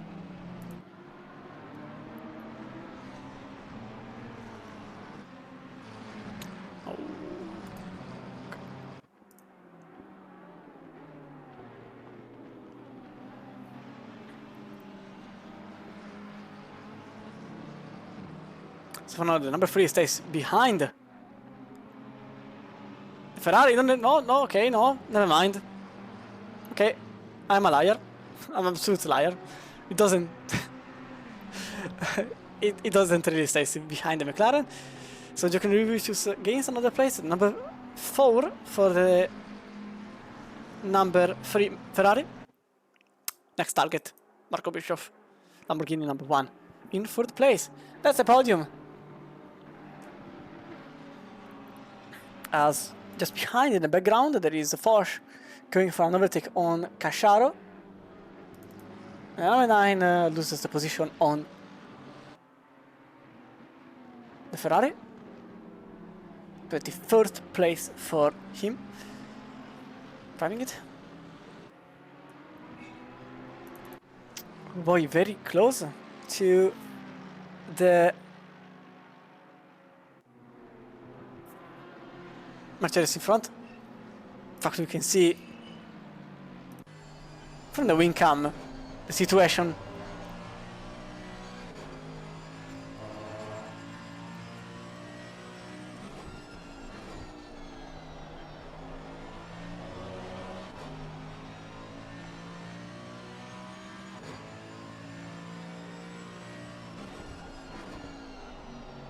For now, quite calm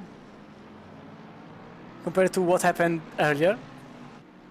Some backmarkers are in the way. Nothing to worry too much about.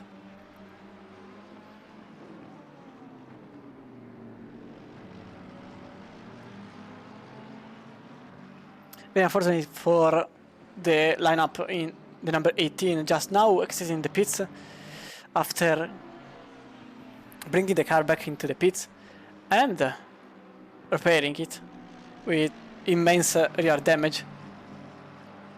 Unfortunately for them, while Sandquist was trying it outside on turn 8, which was very optimistic and doesn't really happen.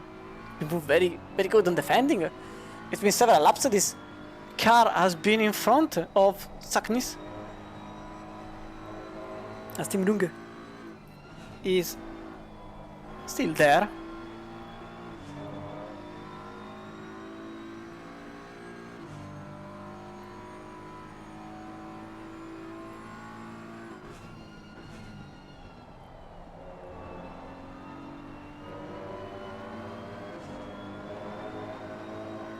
No, it doesn't happen anything here, but may as well happen here. You can see that McLaren making the overtake on the Lamborghini number 27. That's for 11th place on the bus stop with Porvit. Very interested in the very same move, because possibly the Aston Martin lineup number 21 for Low Fuel Motorsport wants a piece of that cake. Summer makes an overtake on the very same bus stop. We can go see it on the replay about really what happened there.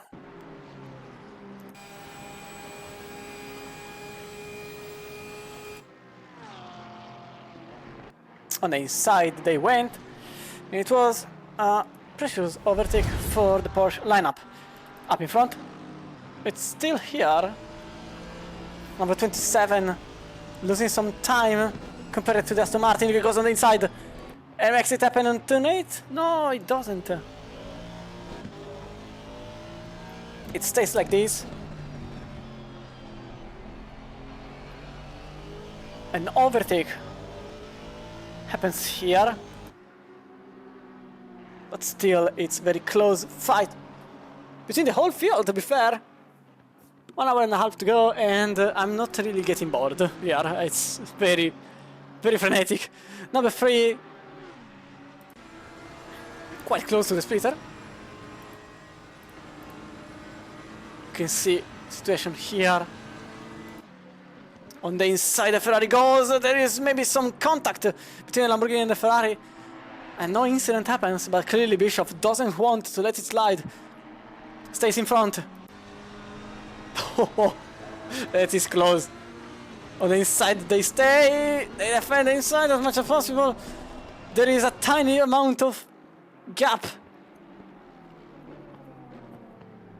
Literally the smallest amount of gaps between the two. Porvit managed to overtake Steiner at the very end of the day. We'll stay here though to get it on live. I don't want to rely on replays for the whole duration of the race.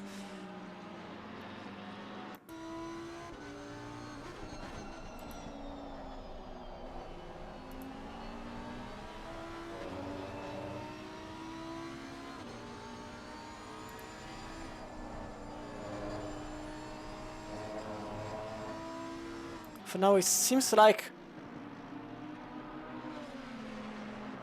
I will not say anything because I know if I speak something happens. Meanwhile here there is a side by side again, the BMW battling. Oh!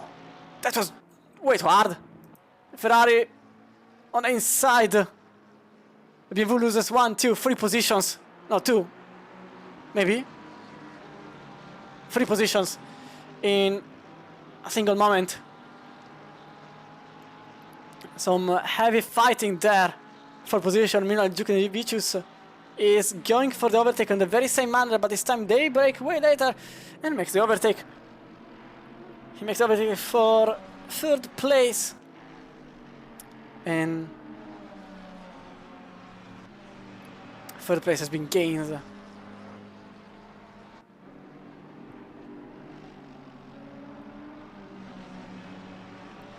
For Vicious, while Porvit made another position. We can go see the replay of the overtake in this very moment.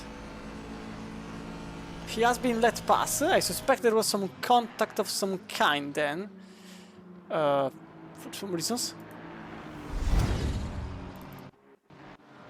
I think happened here. Summer lost 3 positions in a single moment. Oh, Runge is off! Runge is off for some reasons. He lost another 3 positions. I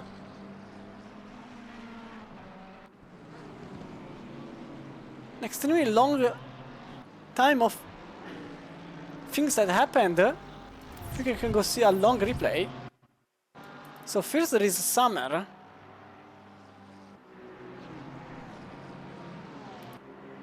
That lost several positions for some reasons. We went too much behind. So it's side by side with the Beamer. They still go side by side, but the Porsche just misses their braking point, loses 3 positions, and then Runge goes wide and gets a tap from behind from the Ferrari. So then that's what happened exactly to the 31, losing several positions in 5 kilometers only.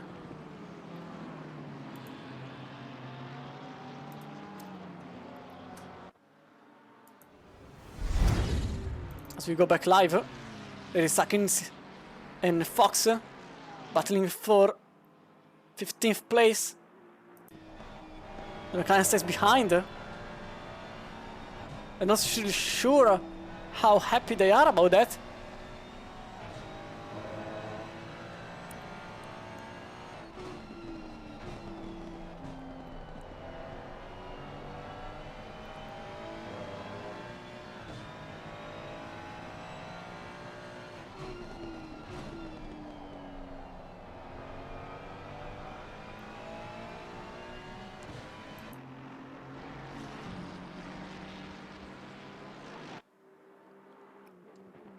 Now Watkins and Fox are effectively clear of Runge. Now in 20th place. They were in 15th before the mayhem happened. Mayhem, I can't even speak anymore. Okay. But regardless, this is also something that can happen very, very shortly. BMW PS Plus competition, not really keen on flying away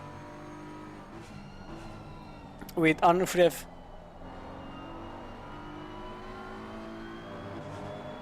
following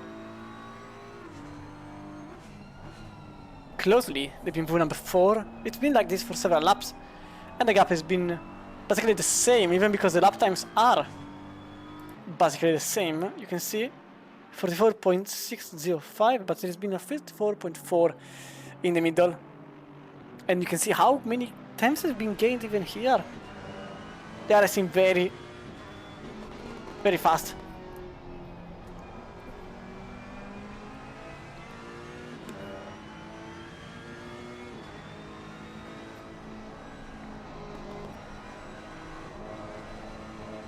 There's a track limit.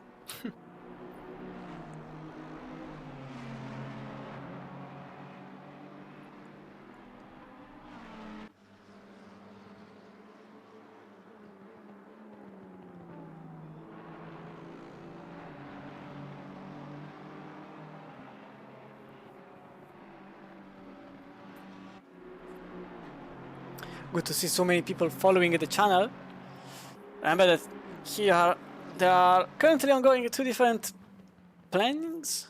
One is the Thursdays championship with the Case King GT3 series that happens every Thursday at 8 o'clock CST, whilst this one here happens every Sunday at 5 o'clock. You have John Watts on the Thursdays, you have me, Cristiano Romano, on the Sundays.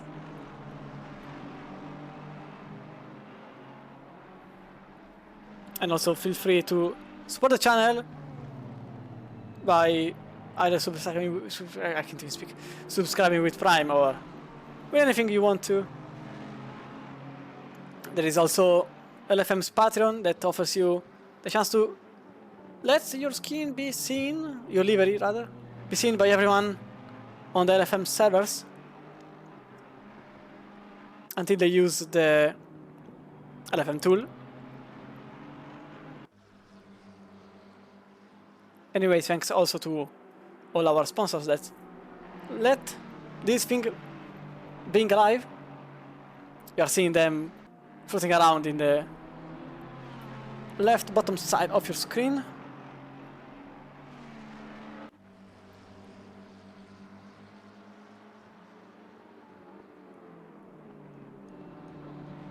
And I think I will just leave for a couple of seconds because I definitely need some water and I don't have it, and I am about to have the voice cut off simply. So I will just go take some water and I will be back as soon as possible. Give me like 20 seconds.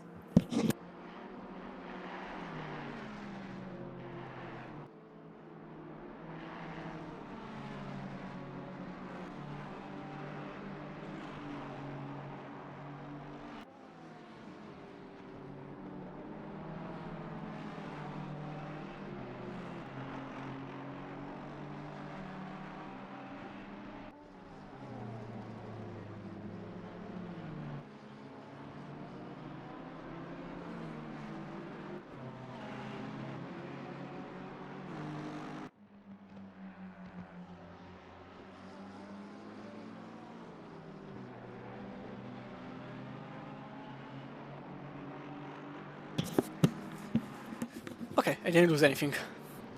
Whew. My voice is nowhere to be seen. Okay. Good water. Thanks to everyone who invented water. Thank you very much. Anyway, back to racing. I know Fluffy currently very closely following Now Jocks. It's been like this for some laps. Nope, wrong one.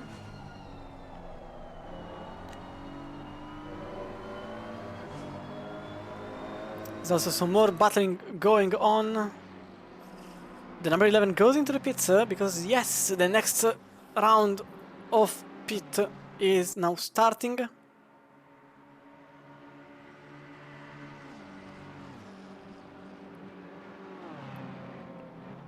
Ferrari very keen on trying an overtake there. It doesn't happen. It was definitely an idea. Maybe a bit too optimistic.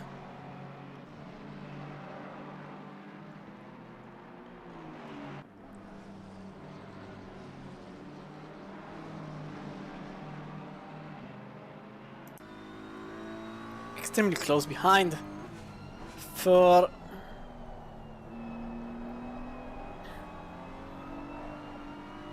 Now Jocks.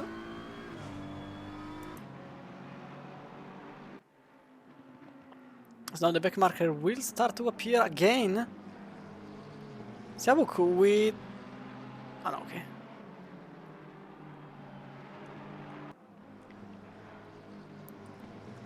Remember, this is for the lead of the race. We are currently on... Well, following, not really on board, with BS Plus competition and... I don't know. I really don't know. The team here.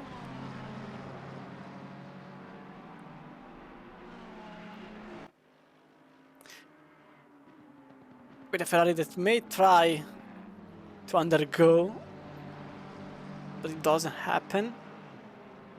Not really sure why some team names are not appearing. I suspect. I don't really suspect. I don't know really why, because in the standing grid, unless effectively the team's name have to be set, even in LFM.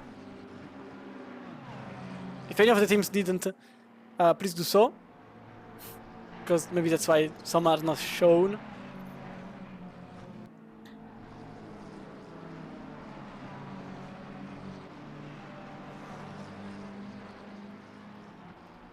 It's not enough to put the team name on the car. But anyway,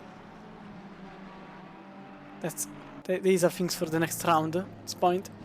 Kashiro goes also in the pits.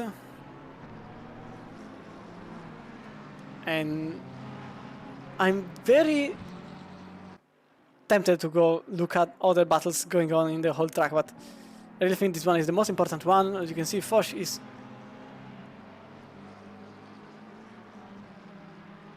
very close to... not even close. He overtook Schwarzman for 17th place. As you go into the cockpit cam of the Ferrari 488.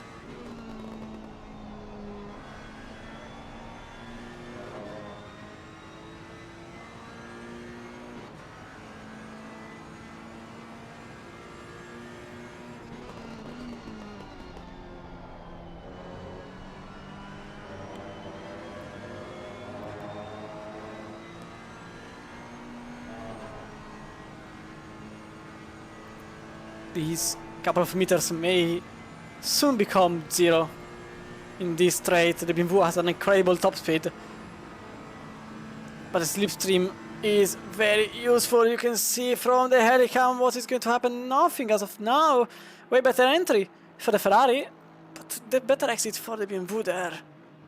And for now, they remain in the same position as they started this lap, as the number 6, 7, 23, 2 and 28 are currently into the pit, as you can see from the left side of your screen.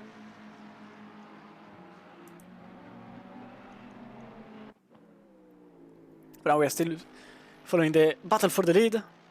In terms of stint timer, they still have not enough. Definitely not enough for another lap. Or maybe, no, it's impossible. So this lap they have to pit. They don't, no wait. Okay, I read wrongfully. They can still wait a couple of laps. Exactly, I think 2 or 3 at best. 3 minutes for now. Start off. 3 minutes and a half. Pretty much, yeah, 2 laps until they have to pit. While the number 1 goes early. Marco Bischoff into the pits.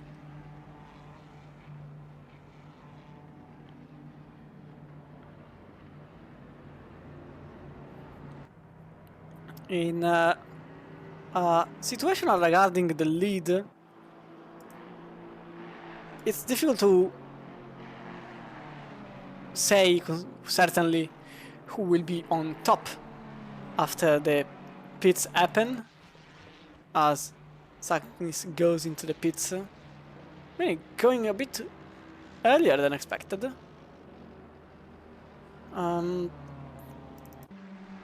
Pit stop speaking, everybody's basically on the same page.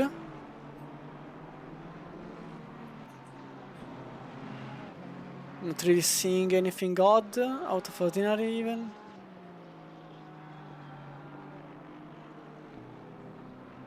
There is...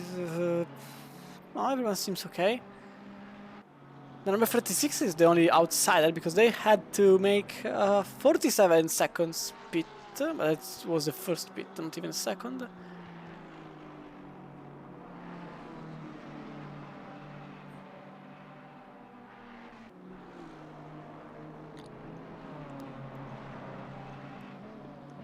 But remember that the number 5 here, now into the pits, was starting in 22nd place, so for now they've made quite a good race, I will say, definitely. While now jocks for BS Plus competition were starting in 7th place. And this team here, in the number 3 Ferrari, is getting closer and closer to their starting position. They were starting in 1st place, but then disaster happened at the very early stages. No damage. As I'm looking at the pit timer, they didn't lose anything in terms of damage repair. So I suspect there wasn't even some damage. It was just some unfortunate positioning for them.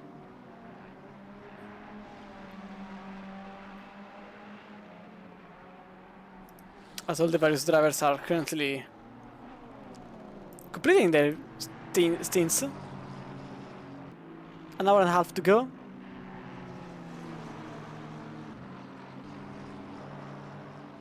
Between Porvit and Nadarizinski, it's just a couple of tenths of difference between the two.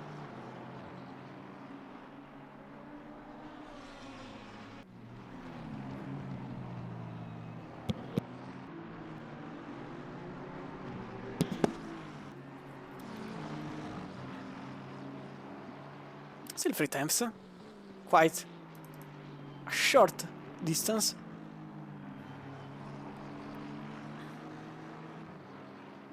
So now the number 3 takes the lead momentarily, only because the number 4 had to pit for their second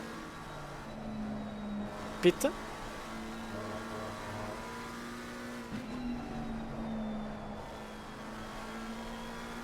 Porvit goes into the pits at the very tail end of their stint, and I think we can go back here because Gerardis and Notato and even Zelash are currently battling for 17th place with the Ferrari 296, the red one and the green one, just in front of the blue Porsche. Very good, very nice color, I'll be honest. I like it a lot.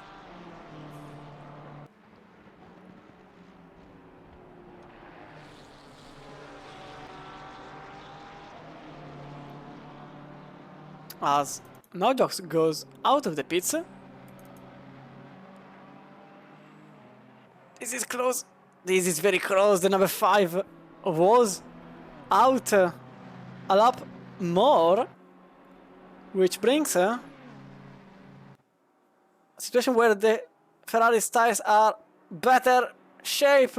It may be the overtake now. Menzenko goes for the inside line, and we can't really do anything but see their opponent cross fly before them. So Menzenko gets what will be the lead of the race after all the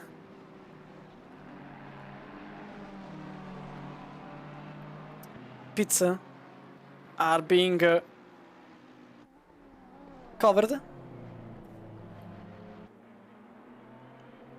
which will leave the drivers with just a last pit to be made. So Menzenko can get some time on his own, while behind here it's Zelash trying to go for a move. It does happen, which was tempting. It doesn't happen here. Oops. Okay.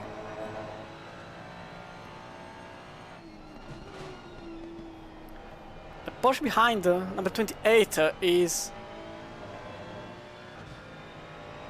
in terms of rogue pace,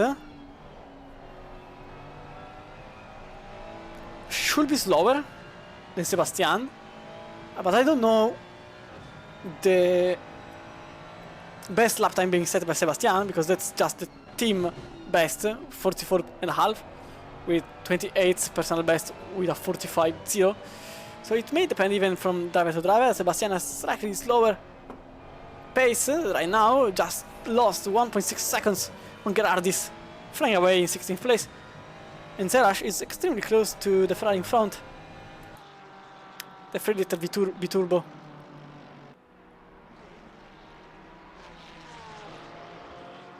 For sim racing setup.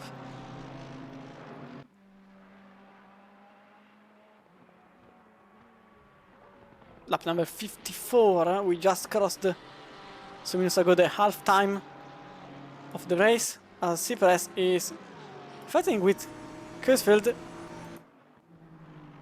as the overtake happens, and the number 7 is now in front of the 27 in 13th place.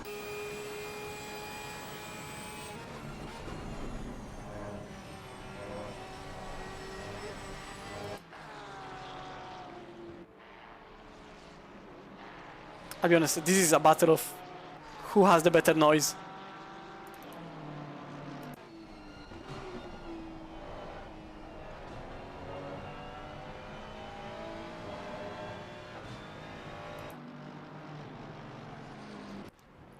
It's really a battle of who has the better noise between the Porsche and the Ferrari. And I'm really tempted to say both, because I don't really know who is better. Meanwhile, you saw on graphic we have had the first sub 44. It was a 43.972 being set by the number 5 Ferrari in first place. Manzenko on the wheel of the race car.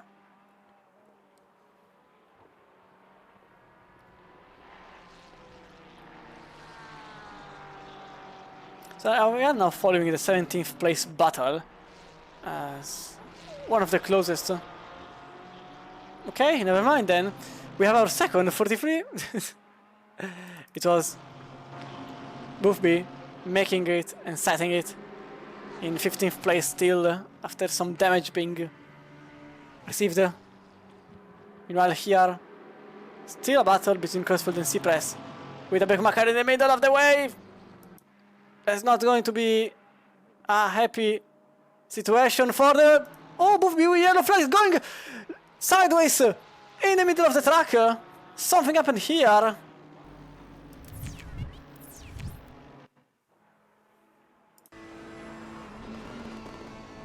Oh! Yep, that's done. That's unideal, I would say. So George Boothby made a terrible mistake clipping the front right of the car. I suspect there is also suspension damage for their car. That's literally set the fastest lap of the entire race merely seconds ago. And now I really think that everything went into pieces after clipping hard with the front right of the car. Very unfortunate there. But in for 10th place still between the McLaren and the LFM. Aston stays behind the curb, sparks flying off. So this leaves a lot of air to breathe for the McLaren driver. Meanwhile behind, it's not the same. Oops.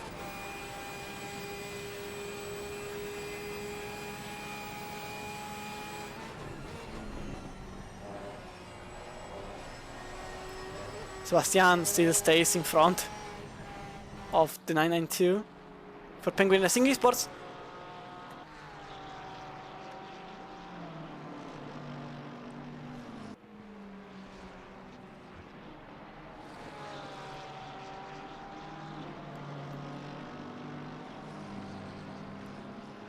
So for now this round was won by the Ferrari. Meanwhile behind it's still some battle between Wieczorek, Wurschke and Vinogradov, with Aston Martin 36 trying to make the overtake happen.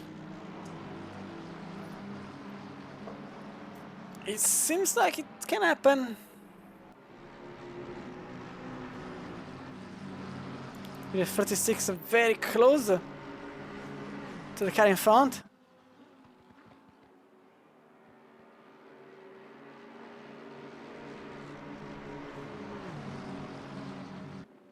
And the Aston makes the overtake for 30th place on Wieczorek.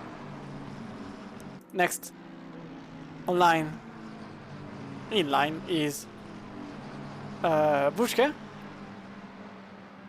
No wait, it was Vinogradov on Wieczorek, and Wurschke is now ahead of this little train. So, oh, 21 is off! Boris Schalke currently not on the racing line as we go for a replay. Something happened here. Oh, that's the wall! Yep, that's the wall. Side damage, so nothing to worry about too much. But 2 positions have been lost from the Low Fuel Motorsport driver.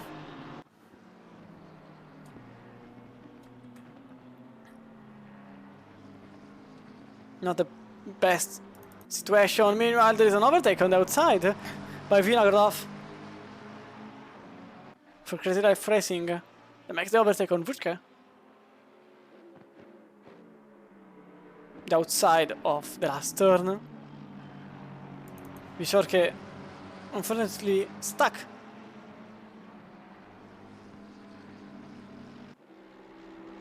For Gatwick Racing. Or rather, it was the McLaren, unfortunately being stuck behind the Ferrari that is actually lapping them, so apologies. Just mixed the things.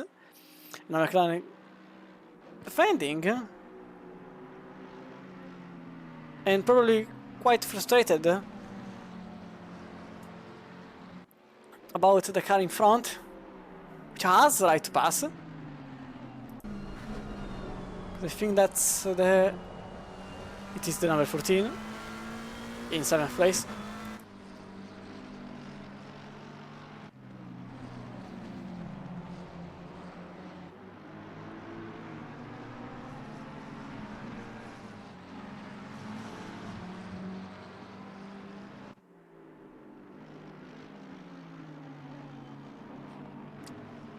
It was a fault to go in the inside line, but it doesn't happen as of now.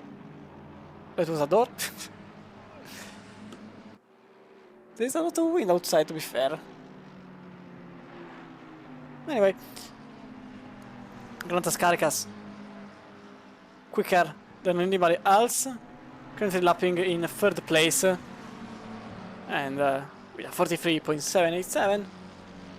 Currently hold fastest lap holder of these 3 hours of Watkins Glen.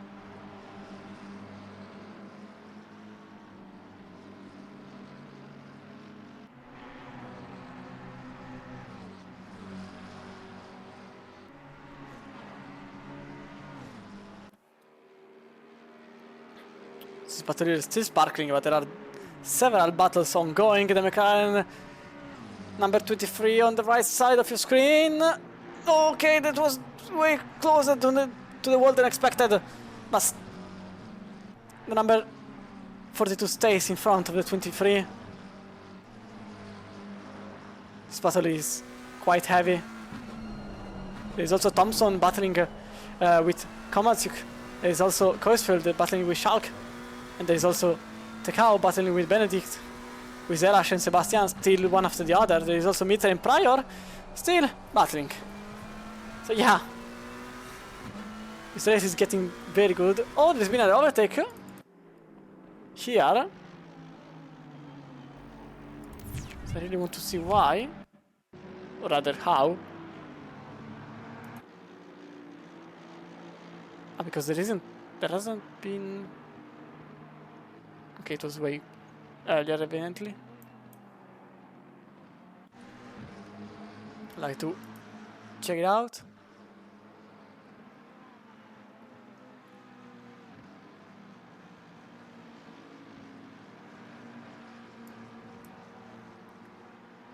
It was a mistake, I think it is.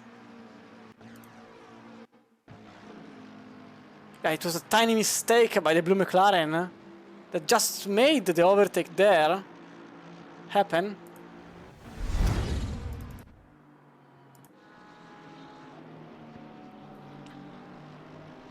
On the hairpin. We are now with Leon Benedict and Mattia De Campo. They are battling for the 19th place against Tekau.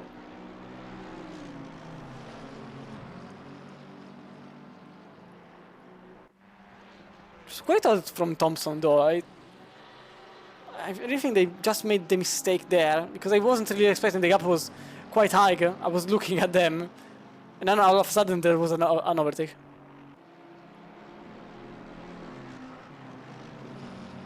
It may be the cow's time to defend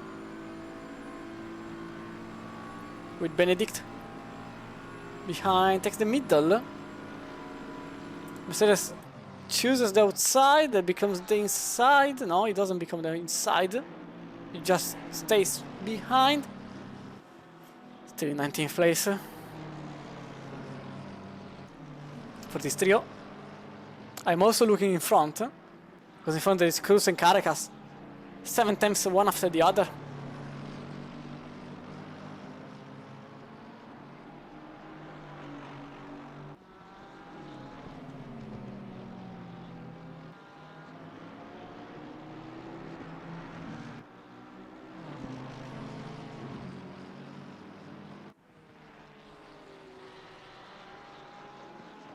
As Vruchke made the overtake happen on Vieshorke. They have to decide one battle.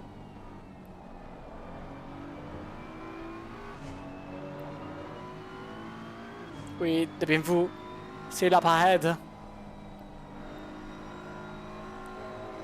Ooh, the Mercedes, that's a bit wide.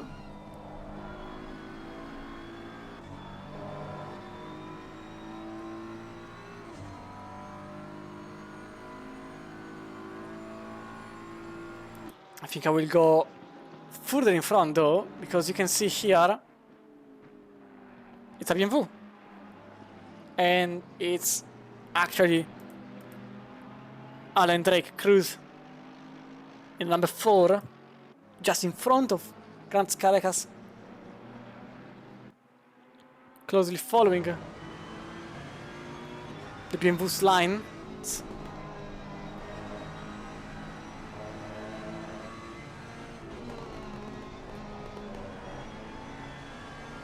And will closely, in some minutes, it will become now a sprint race, as we are approaching the final hour of the race. But meanwhile, number 4 breaks earlier than Cargas. On the inside they go. You can see the BMW on the right side of your screen, but I think number 4 is maybe using a tactic. Because maybe they let the McLaren pass by, so they can pass her. Okay, no. The McLaren, the Ferrari, sorry.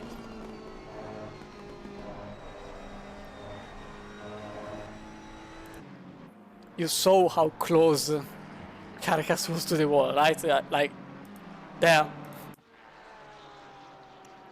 It was extremely close for the Ferrari 488. As Sventecao, Benedict. Sventecao, Leon Benedict, and Mattia De Campo are currently fighting for 19th place. All following one after the other. Oh, that's the rear. The rear slightly not approving the lines from Tecao.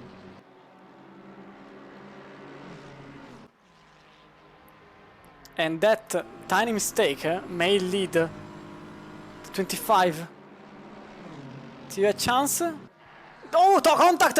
Oh, the Mercedes is off! Nearly into the barrier! With Mattia De Campo narrowly missing everything and gaining the position on the BMW 31. That was very close to the wall for the Mercedes.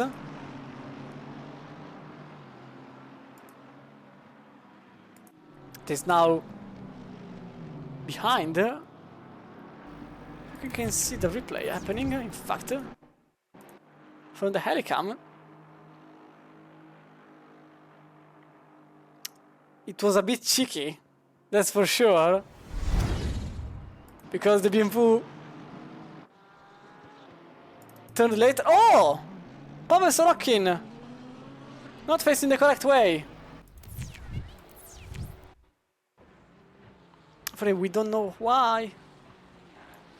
can try. So I went here too late.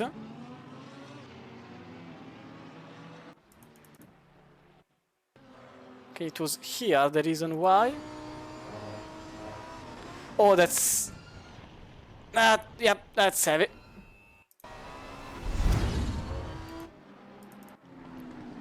That was heavy. Goes way too wide, clips the grass, and then there is nothing that can be done to resolve it. Is Belanger currently way too wide for some reasons. Oh, that's a curb! Oh, that's a wall! Oh, that's a major. Even for them, not really a great situation.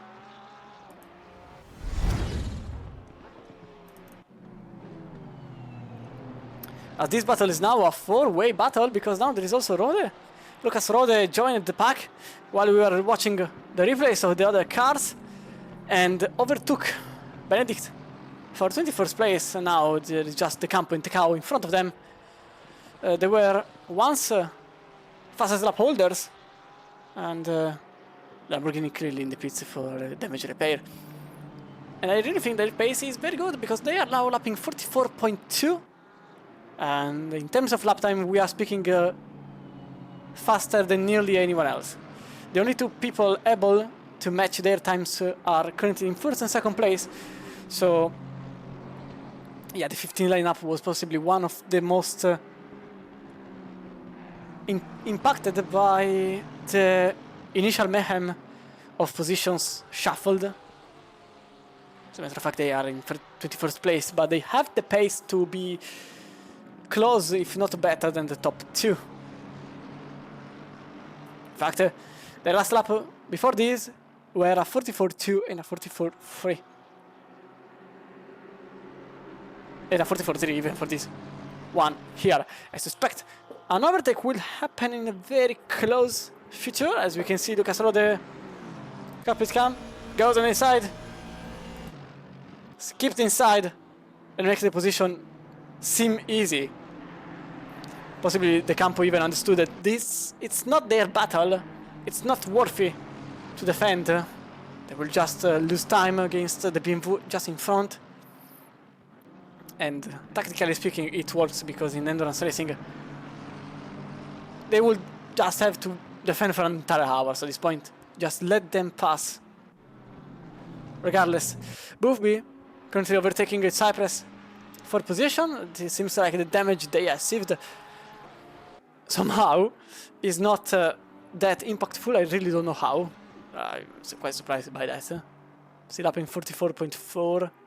Not as quick as they can do, but basically quicker than 60% of the grid. Which now leaves Schalke very close to Kursfeld. The damage to the side of the car will not impact their performance. In fact, they don't even know if they will repair the car or not. And I would not be surprised if the answer was no. The side damage usually... The only thing that brings you is some very slight tire wear and some top speed issues, but I don't think this track is the one where top speed is the most important thing. While Sebastian, after fighting some time with Zarash, now is trying to fight for a position up ahead with Gerardis that kind of slowed down the pace, and Rode is now also in the very same bus stop battling for position, but the Rode this time doesn't pass Tecao. Tecao stays actually in front for a moment. He goes wide, which leaves the chance to Brasilia Campo and Benedict to make the position count. The BMW goes slightly wide. In fact, we are going to see from the rear mirror of the German car Brasilia Campo and Leon Benedict against Sven Tecao. this group here is on fire because they really want to overtake as much as possible. Meanwhile, Sebastian, just some meters up ahead, managed to make the overtake on Gerardis for 16th place on the inside.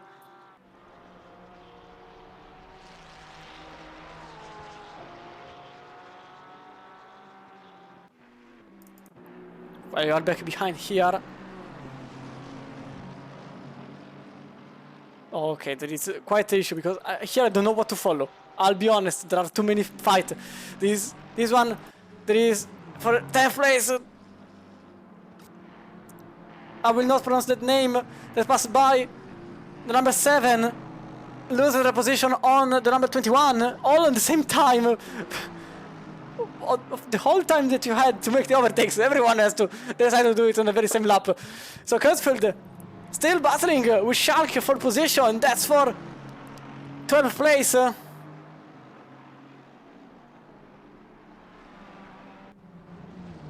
Still side by side. It's been half a lap. They've been side by side with the Aston Martin number 7. Try to keep the position.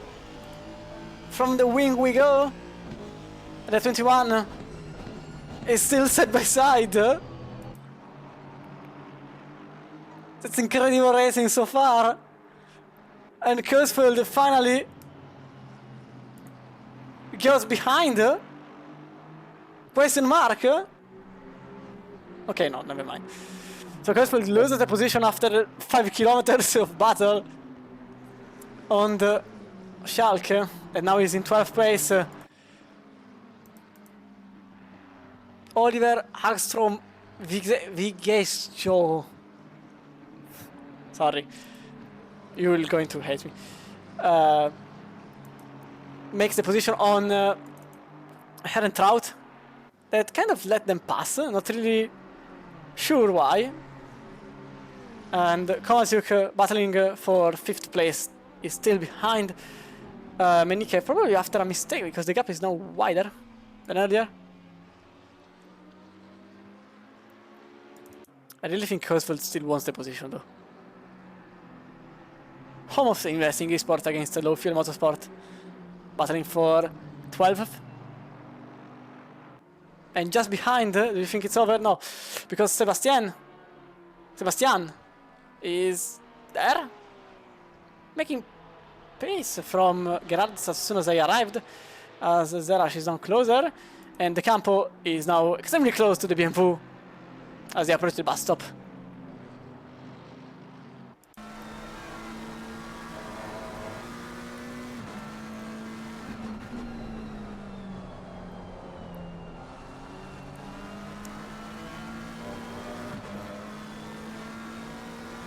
Extremely close for the Campo in this situation, even because they have to look even behind in the mirror. Oh, yellow flag being shown. It was Mateus that lost the position, as there is the Campo going on the inside of the Beamer that loses the position. Number 31 then goes behind one spot and then 2 spots as the Mercedes had a way better line on the inside and gained the position on the cow, which now means the Campo and Benedict are now 1 position up in front. But it's not over. Maybe. Is it? Okay, kinda is. With the BMW not really admitting defeat. Okay, maybe now yes. So the BMW stays behind. The Mercedes was a bit sideways there. A bit more.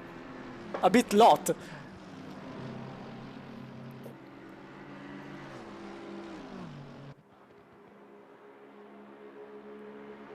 I don't think it's over. Extremely close. The Mercedes is way better on the curbs. It will be slower in Imola, obviously, but the curbs are still something that you can't bop. This car is probably effectively with this bop, the Mercedes becomes one of the fastest just because you have an advantage that no one else can manage. But still, there is a position being lost here because now Manike loses the position number 5 on Komatsuk. Don't think it's over. As we go on the split cam.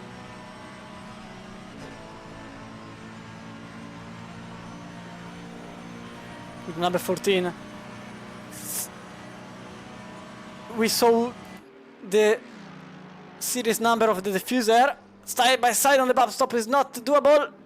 In fact, one of the two stays behind. It was Manike staying behind the Ferrari 55 minutes ago, and now it's into sprint zone.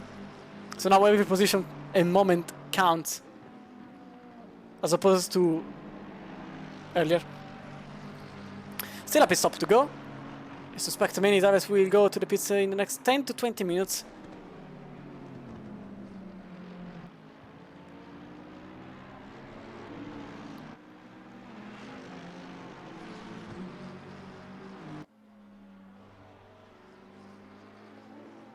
But for now, Manike stays behind the Links Ferrari in front for BCS. As for Kursfeld,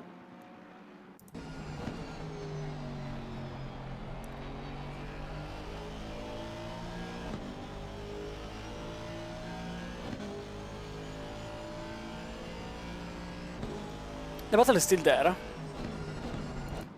I didn't forget about them, but still, one is after the other, after an astonishing battle between the two. For now, the lime Aston is in front of the black one, with Schalke. Barely quicker than Kursfeld. Extremely close to the wall for Kursfeld. 45.255 for the 7, 45.240 for the 21. This is how close they are.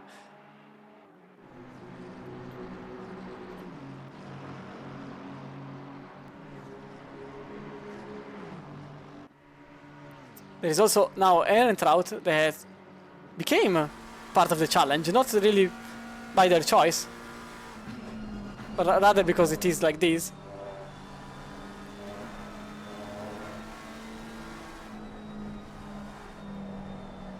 In fact, Ehrentraut has been lapping 6 times slower than this duo behind, and I suspect a possible overtake may happen in the following kilometers, more or less. Pushing the light, I saw.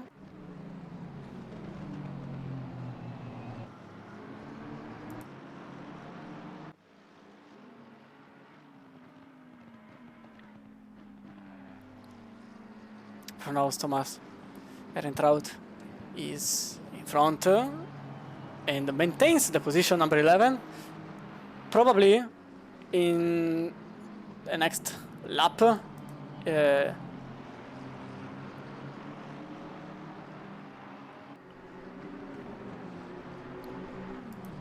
No, in the next 2 laps, not yet.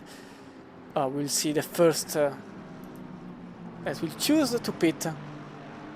But for now we are just 4 minutes and a half shy of that marker.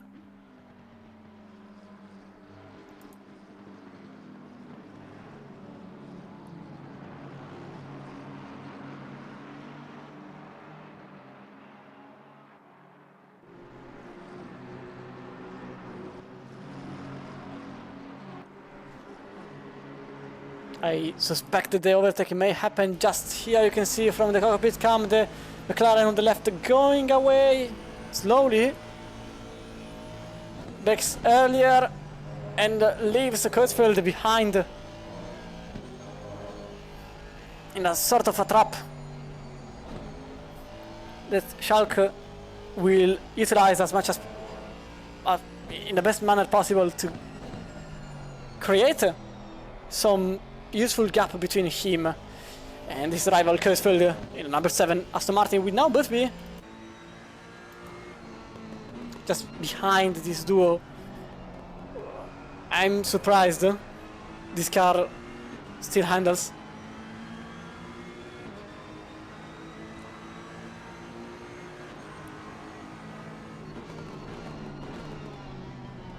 Goes on the inside of the Aston. So now Kurzfeld is in a terrible... Why did he say it in French? He's in a terrible position. Not only behind one, but behind two cars. And his rival is just fading away easily. Without any particular trouble. Now Woodby will create another overtake.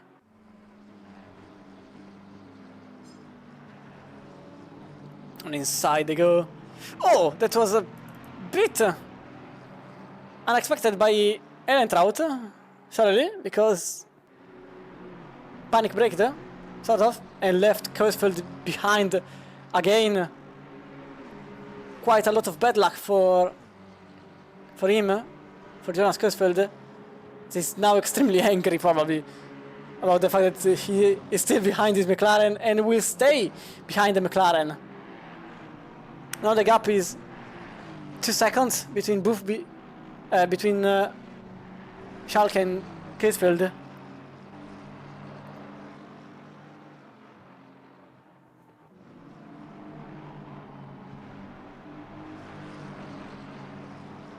On the grass they go. Lot of nervousness, clearly, because of the situation. Clearly Ehrentraut wants to keep as much people behind as possible, and Kurzfeld wants to probably take the McLaren out of the way in every possible manner. Another battle happening is this one, because Sebastian is now approaching Cypress. Not even approaching, but overtaking directly. Lamborghini number 27 into turn 8, and into turn 9 it was already over and settled.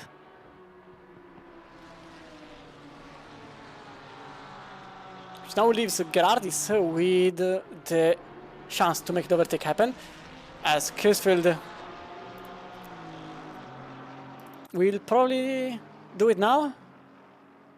We can go on the cockpit cam. Takes all the slipstream available, possible, achievable. Even a lift off. That lift off may be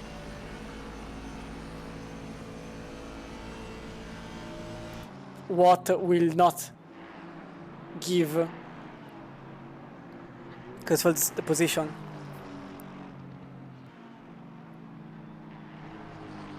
And now the gap is 3 seconds. Every single lap they are losing an entire second and more on Schalke. So Kurzfeld is probably quite angry. I don't want to hear like the voice chat right now. It's supposed to be just shouting and asking fate why. I mean, can't blame them. On the inside, not even here. Ehrentraut stays in front until it's possible. Probably Kurzfeld will try to find a way, whichever way. Invent even a way, create one. Create directly a road, which hasn't been created nor fought until now. The entire 70 years of history of this track, if necessary.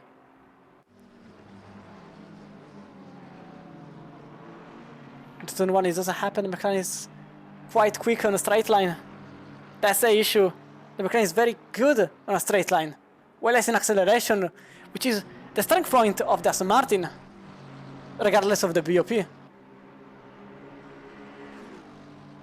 So Kurzfeld has to utilize that in some way or another, and maybe here, maybe this time, brakes very late and makes the position happen. So Kurzfeld now is in 13th place. just 4 seconds and a half away from the car. He's chasing. Gerard is now battling with Cypress. There was also an overtake between Rode and Zelash. But I'm very curious about this one, so we'll not go into a replay this time around. Zelash lost the position on Rode nevertheless. And number 15, which I remember you all, is one of the strongest lineup of the whole track. Maybe now in turn 8, Lamborghini takes the defensive line. Outside for the Ferrari. Brakes later. Way too late.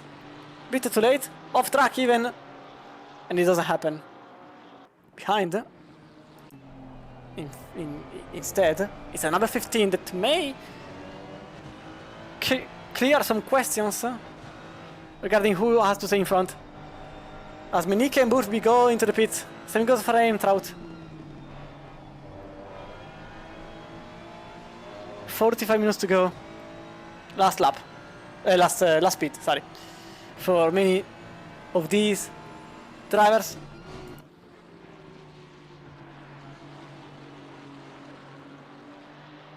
Borghini being a bit far wall for the Ferrari. That leaves some space for the 15. But the Ferrari is very good on maintaining the slipstream. And the inside. Okay, that was close.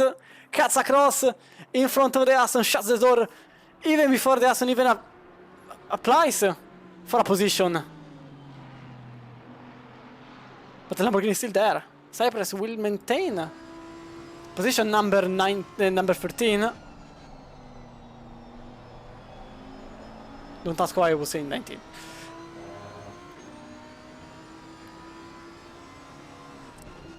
And Rode obviously wants to make the overtake as quick as possible. And Gerardis wants the same, because it's clear at this point they are just trying to think, where can I really don't want to be in Gerardis' shoes, because the moment he leaves a space, Rode takes it. But he also needs to create a space, because otherwise Rode takes his position anyway. So he has to be quick and clean. It's an extremely difficult chess match for Gerardis. I will pit directly. In fact, the Lamborghini goes into the pits. Puts the indicator to the right earlier in advance. And Rode does the same. Benedict overtakes the Campo that does the same. As we go back with Eder, because him and Komatyuk are thinking about how to sparkle up the audience. So what about a battle for the podium? 30 seconds behind the first two drivers that still are one after the other. Manzenko is extraordinarily fast, but it doesn't have the quickest. The quickest is in Carraga's hands by a tenth and 1.2 times, like exactly. Eder goes into the pits as clearly shown by the indicator or blinker, depending on where you are in the world. Something I still haven't seen by a BMW drivers. It was too easy. And now Porsche and Matthijs are battling for the 19th place. I think the damage has been repaired. It did not. It did not. How? I'm surprised. So they decided that it was not worthy. As Cypress and Summer are battling in the bus stop. Just behind them. And Vinogradov. And Foch makes the position count on Matthijs.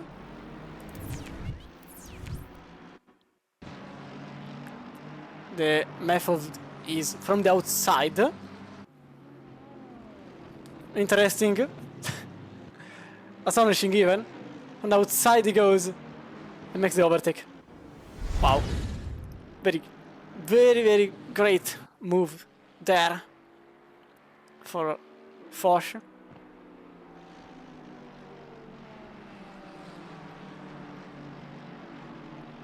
Up in front,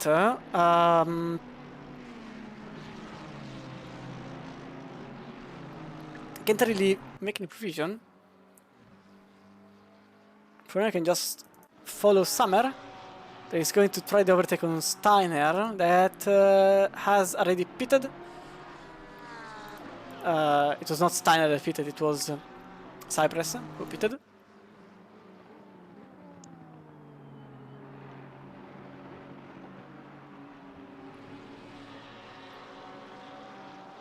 And in front of them, it's the number 24. TF Racing. Currently ahead of the duo. But still with cold tires. Which means that there will be needed some time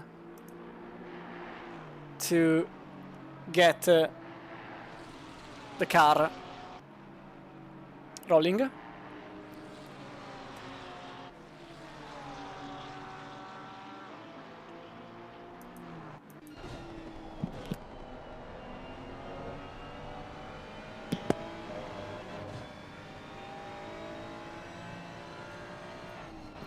Saxon, Steiner, Summer. 21st, 22nd, 23rd, and there isn't a single second between them, among them.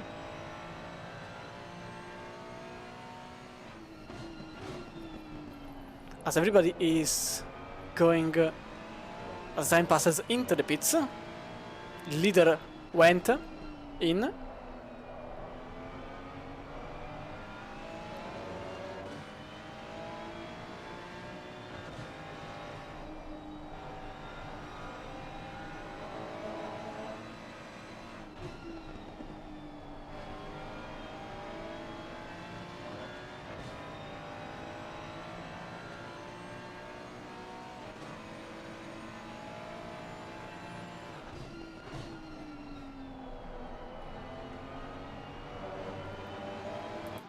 No, it stays clear for now. That's the half something hour. And I really have no clue who to follow, because you just saw there, it was the Aston Martin 15 making the overtake, and here instead it's Steiner trying the overtake on Zaknis, and it doesn't happen. So Otata lost the position on Santner, the 15, while Summerstein and Zaknis are still battling for the 19th place now, because people are pitting.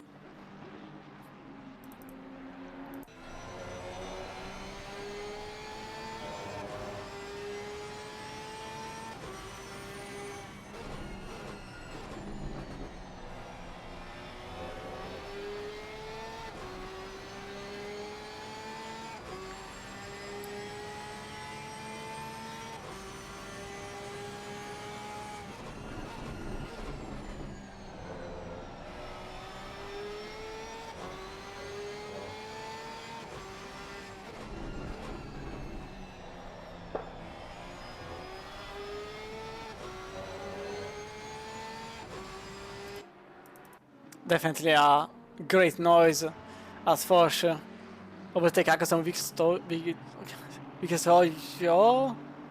Sojo.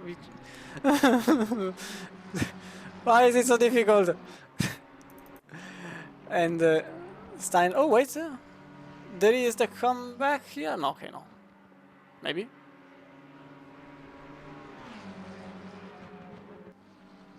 No, okay. And some other overtakes that may happen are just behind in 13th place.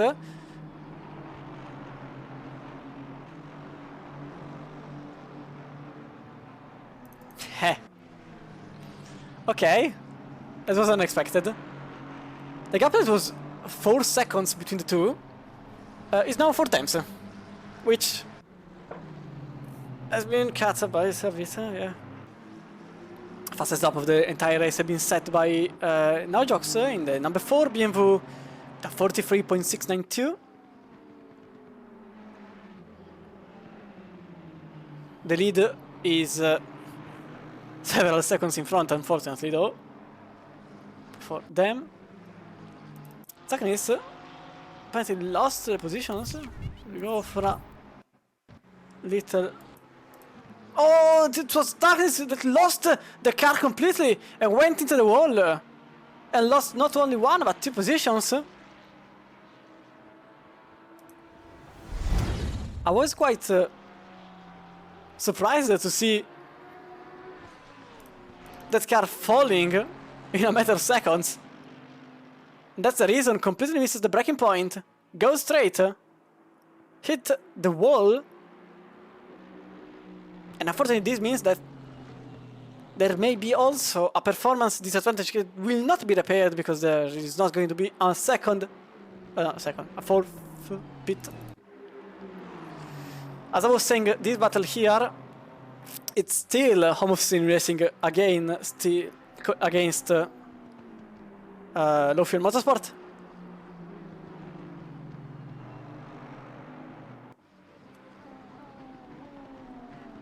In all of these Naujox is setting the quickest possible times, and the issue is that there are, as said, 16 seconds of gap between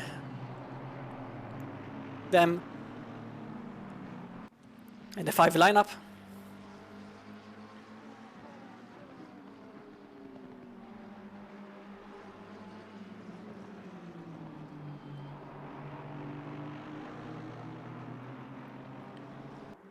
This Cacharo show yellow flags. Oh no, it's a disconnection completely. Simone Alessandro Cacharo, unfortunately for the number 9, McLaren is not in the race anymore. Or is it? I saw... Okay, it does exist, but for a brief amount of time.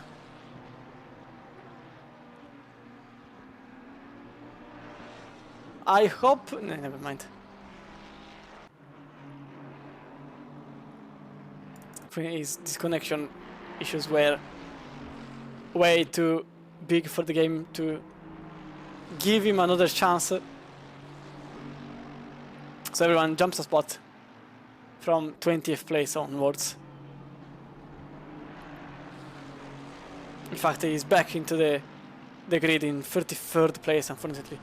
Oh, 21 with yellow flags. Something happened there. Very curious. With Porvit for Low Fuel Motorsport. Oh, goes into the curb! Saves the car. In absolute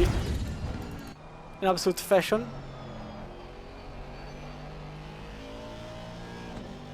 Obviously made on purpose, I suppose. Doesn't lose a single second. And Ian Gustav was probably behind saying, well, how? Somehow didn't even lose a single tenth. And not even, he didn't even went out of track. He's still about to set a valid lap. And I'm really curious about the lap time now. I'll be honest. Maybe if it's the personal best.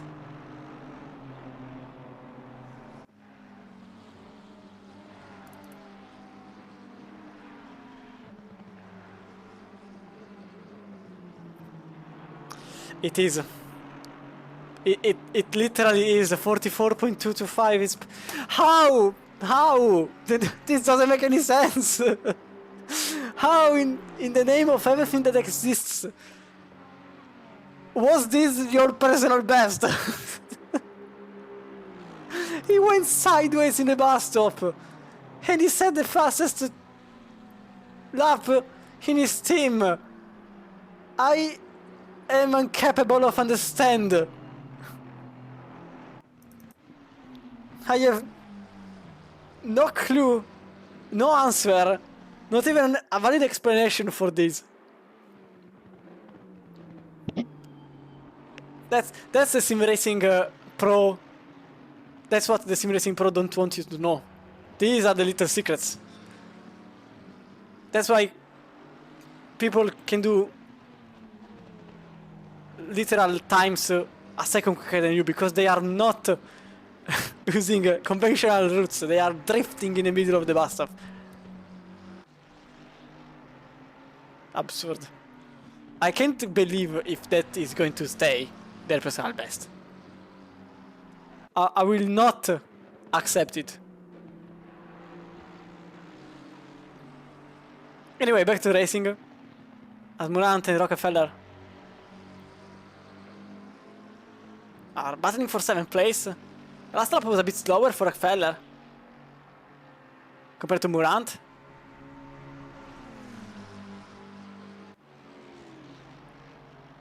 But I think the slipstream will definitely help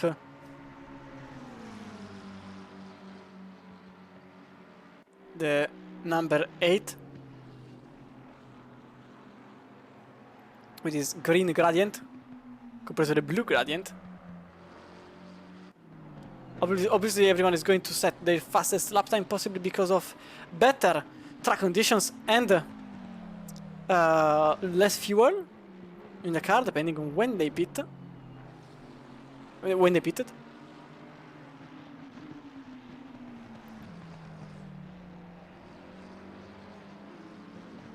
And this one for now is one of, if not the closest battle on track.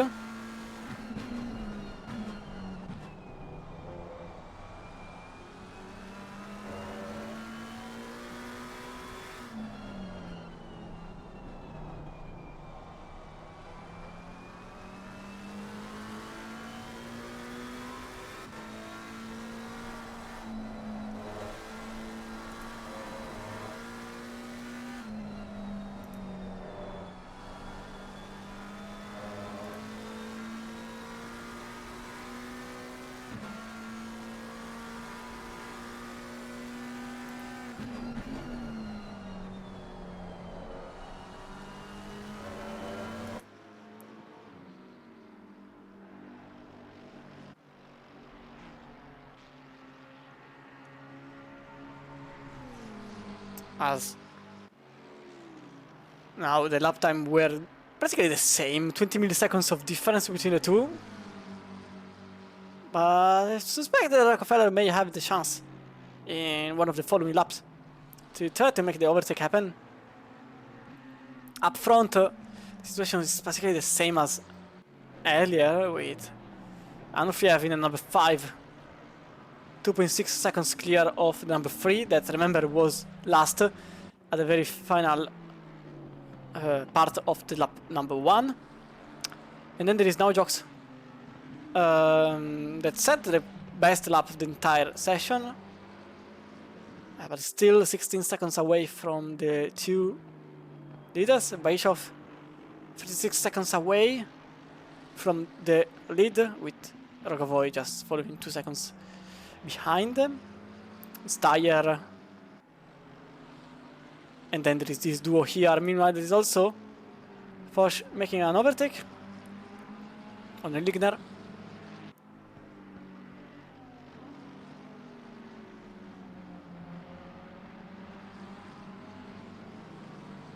And there is also this battle here. Kevin Steiner leading this little pack with Janis Tsaknis and Leon Benedict. Still one after the other. I suspect Dan Summer made a mistake somewhere, because they're clearly not in the same position as I left them.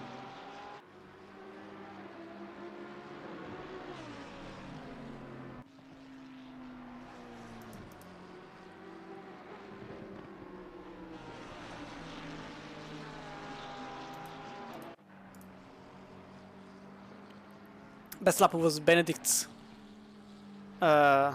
before this one was the team's personal best, 44.325. The last lap they lost an entire of a second because they were stuck behind this grid here, as Nadzinski, I think, left the 15 pass by. But we are still looking at this one here. This is looking at the little marker that showed up in the graphic. Side by side into the bus stop. It doesn't happen always, but when it happens, oh boy, if it is phenomenal to be seen. And Saknis loses the position on Benedict with an incredible overtake. I want to see it again from the outside camera. You can see side by side, full on the curbs. The Ferrari leaves just enough space, well, just enough, a good amount of space for the Mercedes to play with, and the result is that this car here is now in 18th place, and Steiner is the next objective. And now Summer is also back into the mix. This battle has been entertaining us for the last several tenths of minutes. Can't even remember when this battle started, to be fair. We're also getting to the end of this very battle and this very race. Obviously, these endurance races happen every... I think it's raining outside. Every... sorry, I got distracted. Every Sunday at 5 o'clock, they have different lengths. 3 hours or 4.5 hours. And there may be another overtake happening because the Mercedes is now going alongside. Not even alongside, it's already behind. Steiner is already behind. The wall was there, but the Lamborghini was a bit poor on exit. And this puts Benedict on 2 overtakes in less than a physical lap. Because the first one happened here and the second one happened in turn number 2.5. By the way, for whoever has missed the start, we had some trouble at the very beginning, even of the qualifying, because there was a dry surface for approximately 20 seconds before the rain appeared. So the entire grid was shuffled from the beginning. Then an incident happened at the very first 2 drivers that were starting the race. And several incidents and the order shuffling left many drivers in a position where they did not deserve to stay. And so these 3 hours were extraordinarily eventful, in my opinion. I suspect that some people made clips left and right about me shouting, because, yeah, that's what I do better. Shouting and ruining other people's ability to hear. Because anyway, trying to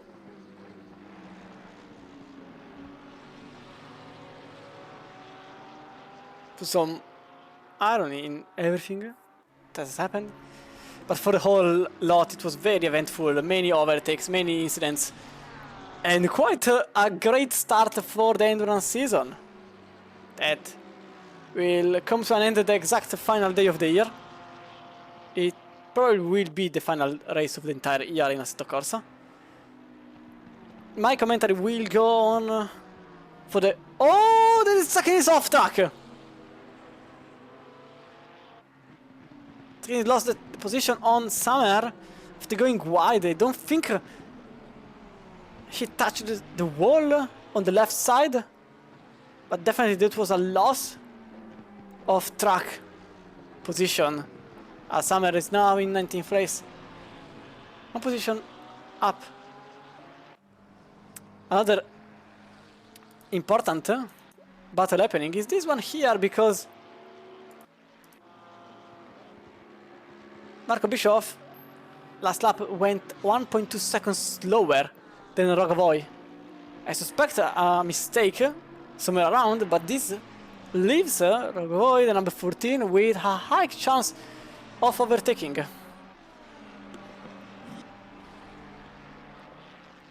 as you can clearly see from this camera. Okay, that was...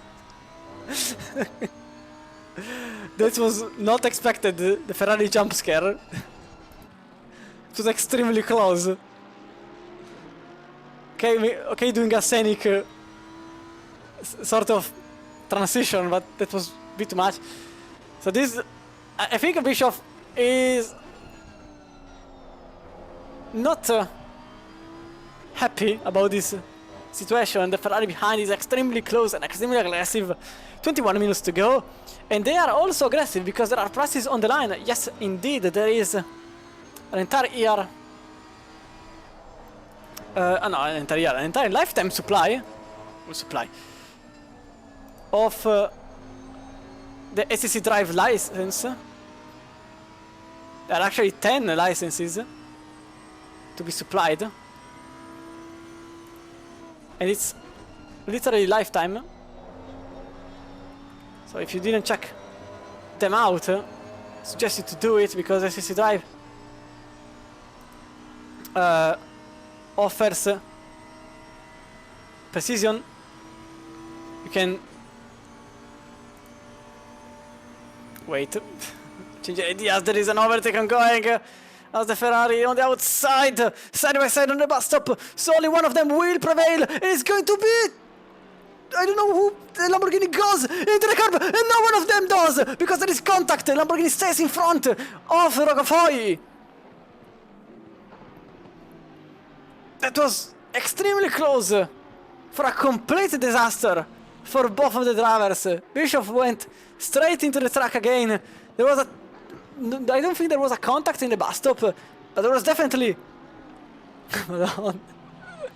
there was definitely some argy-bargy between the two on the bus stop. Then the Lamborghini took evasive action, went on the grass, went to the curb, went again on the grass, went airborne, and then into the Ferrari's front end. For now, the Bischoff stays in front. But I don't think this is over. Clearly Rogovoy will be extremely angry. Again, going as wide as possible to maintain the tow to the Lamborghini in front.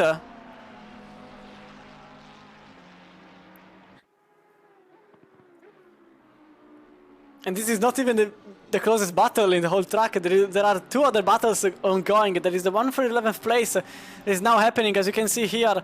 There is Porvit in the 21 Aston Martin for Low Fuel Motorsport, trying to gain another position. It will be the top 10 for the number 21.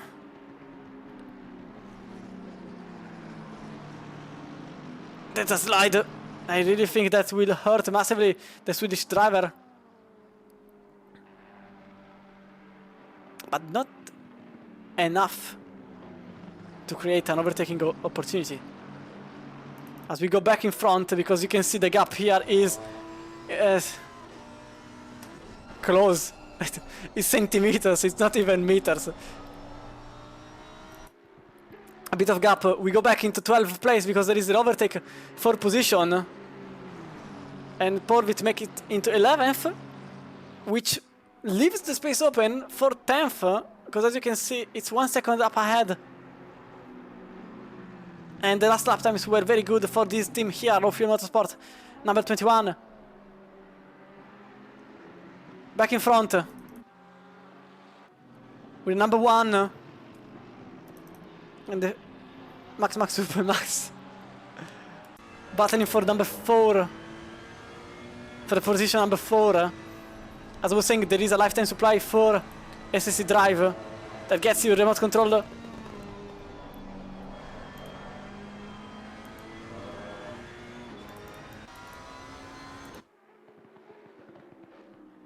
Okay, I want to see it again because that was...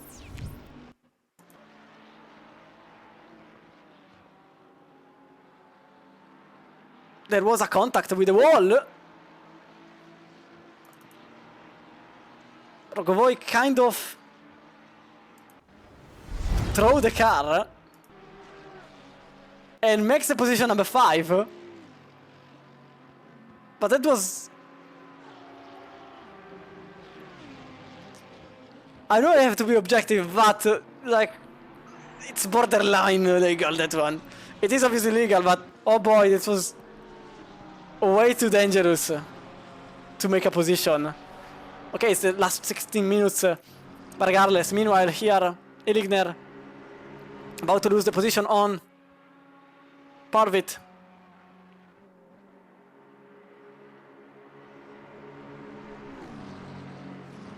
And it happens even before the bus stop. With a great speed, okay, too early, definitely too early. He lost 2 positions. What a turn! How was the turntable? Probably completely lost the track on entry. Lost the position not only on Iligner, but even on Axel Vogter. The Swedish driver in number 6. And now he has to get back what he lost in 15 minutes. I wonder if there was a contact though, because I really want to see it again. The incident between the two. So I think I have the chance, because I really want to see it back from the 14 perspective.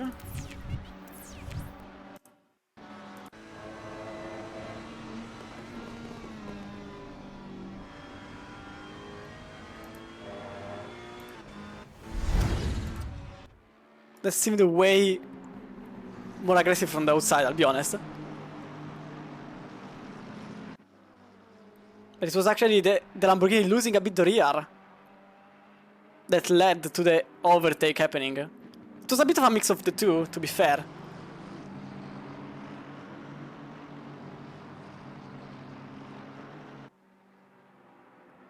Which now puts Rokofoy 1.5 seconds ahead of Bischoff. But this battle here still unfolding, with Iligner for 2S Community trying to remain in P10. Remember, they were even the leader at a certain point of the race. After 3 hours, it's complete opposite, with their team even outside top 10. With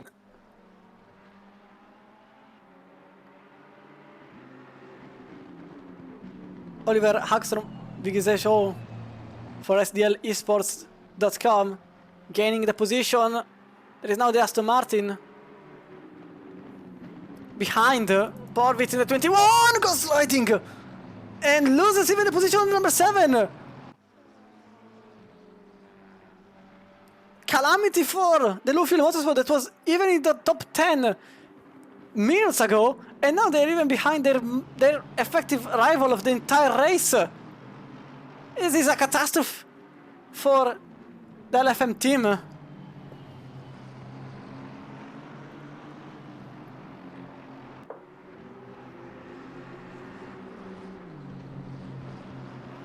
So now the chance goes to Home of Swim Racing, that after 3 hours are finally in front of their 21 rivals.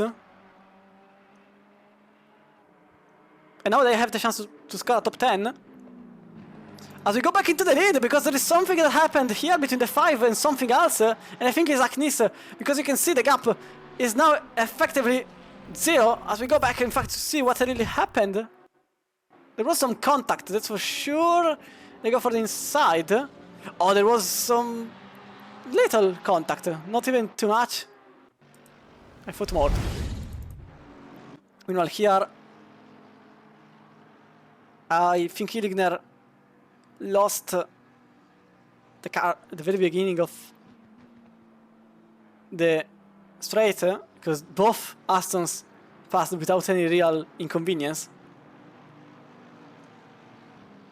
So now we go back here as Anfriev. That's for P1. That's just a lap the car. It's not their enemy. These ones are their enemy, because the number 3 made the last to first battle. I really need a way to get like a sort of double camera, because in these moments I hate not being able to see everything. It's terrible. You don't even have a red button. Like, at least that will help in these situations. But anyway, it's 11 minutes to go. And I'm not really sure who will even be on top of who. Because there are too many overtakes, too many challenges, too many opportunities for everyone to grab. We have a battle for P1, we have a battle for P10, we have a battle for P14, 18, 28, okay, and 4.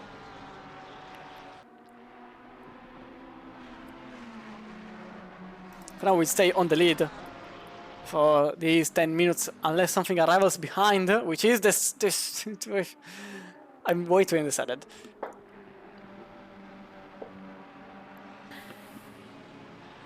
I think for now these two will create a great opportunity of racing and challenge between the two. After 3 hours, we're still deciding who has to win this race. This is phenomenal.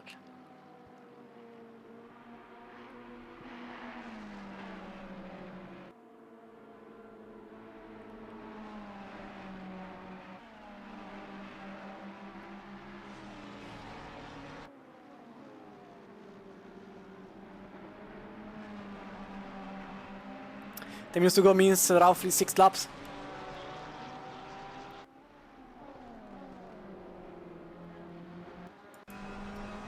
Which means the chances for the number 3 are not too many, but they are enough. The gap is also shortening and getting as little as possible as time passes. Unfortunately, we lost the battle for 4th as Bishop went wide somewhere. I saw sort of warning. In fact, they lost 2 seconds in the last lap. Still have the battle for 10th. But this one is even quicker and closer. We may see the lead change.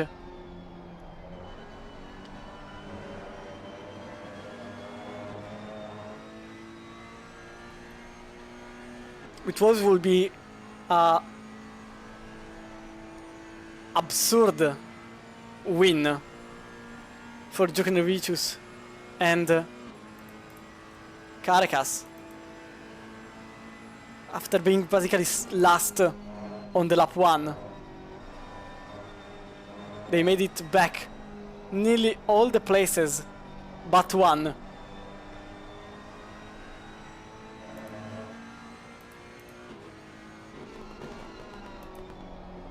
Can they do it in the very final minutes, or will they settle for second? Obviously they will not settle for second, not at least not agreeing to it. If anything, they will be forced, but I think defensive lines have to appear from Mafriev's side as he goes on the inside. Djokovic on the outside. Cutback move, a bit too much wide on 8. On the outside it happens, number 3. Can they? They really cannot, it's way too optimistic, even for them. Off camber, on the outside is a bit impossible for whoever exists in nature. It's a bit impossible even for them.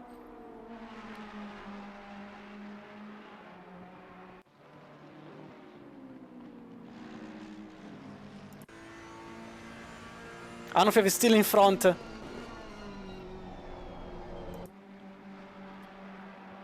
Whilst Porvit managed to overtake Gutslav for a moment. That's still side by side. Just a quick glimpse. I will be quick. I really want to see this. Okay, the 7 stays in front. Too many battle. I'm legit. I really don't know what to do in this moment. Because I know that whichever choice I make, it will be the worst one. Forsh makes another overtake. And now it doesn't. Even for him on outside, it was a bit impossible. So these are the battles for 8th place, for 1st place, and for 11th place.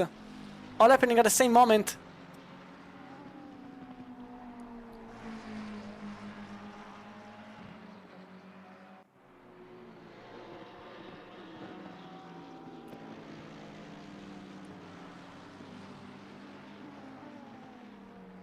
And inside Foch goes for an overtake. For the overtake. I think this time it's going to be it.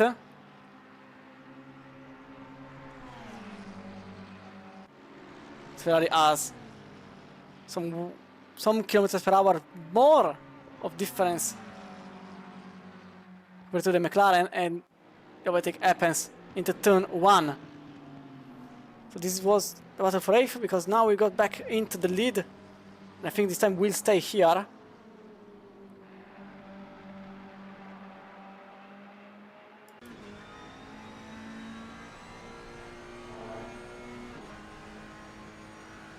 Because maybe this is the time where Juknevicius may be able to get through and to get into P1. The gap is extremely thin. Sparks flying by. 5 minutes to go.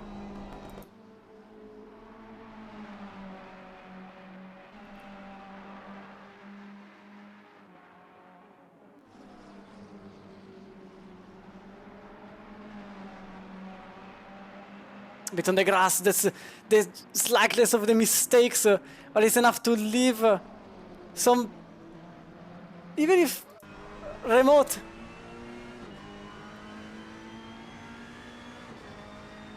they will still try.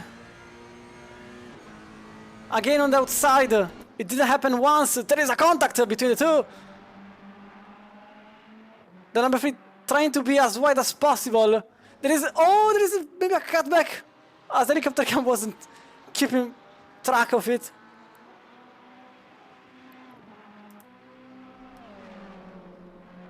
As Bishop makes another mistake, because now the gap is 8.2. Not really sure what happened there. But for commentary,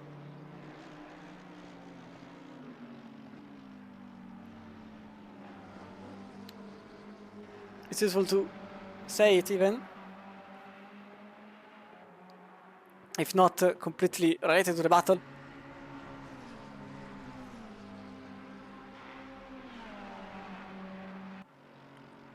We are minutes away from the very end of this 3-hour race, 180 minutes, and yet the win is not certain for both drivers. Number 5 currently in front. They have been in front for several laps. There is all the way outside, offline for Juknevicius to go into the cockpit cam of the number 3 lineup.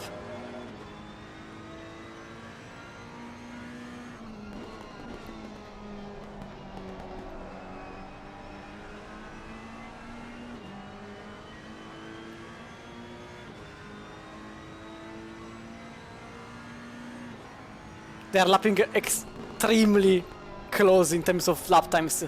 44.940 for Anofriev, Juknevicius 44.920. They are literally milliseconds apart.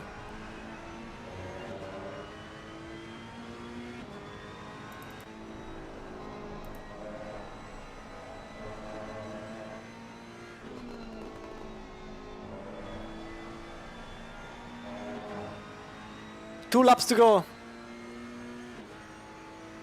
11 kilometers to the end. So now the lap time were literally the same, 44.065 for both drivers. They are not leaving anything up for grabs. Oh, there is a McLaren on the wall. I thought it was getting back on track in the middle of the way. But Juknevicius, it's probably just that 10th that leaves some air to breathe to Anufriev. Oh, a bit wide there on entry.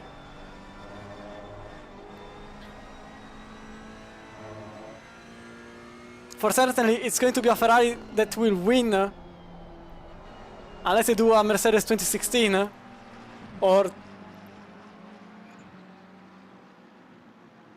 As I don't really feel we will have another car winning it. The question is which team will win it.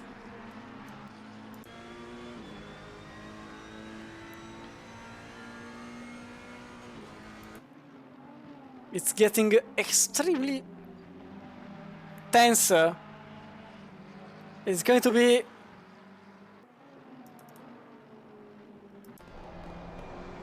one final time. In a couple of corners, there is a yellow flag in the track. It's Illigner going into the pits, possibly not enough fuel.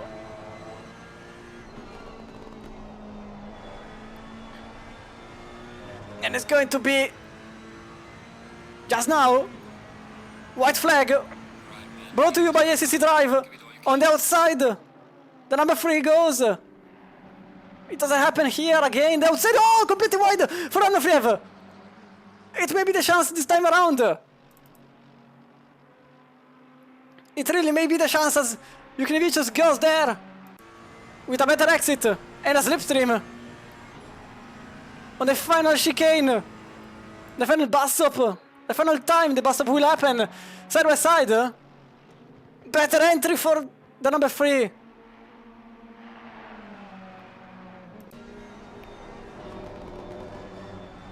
Can the 3 make it?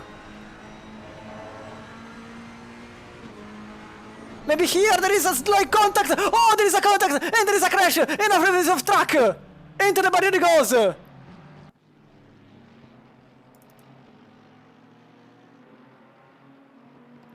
Championship implication for the number 5.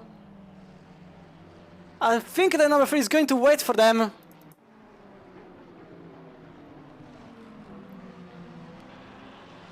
The slightest of contacts brought the number 5 spinning in the middle of the track, nearly colliding with a McLaren that was passing by. But I think that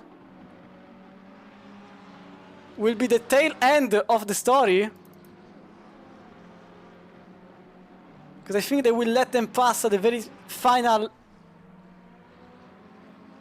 moments.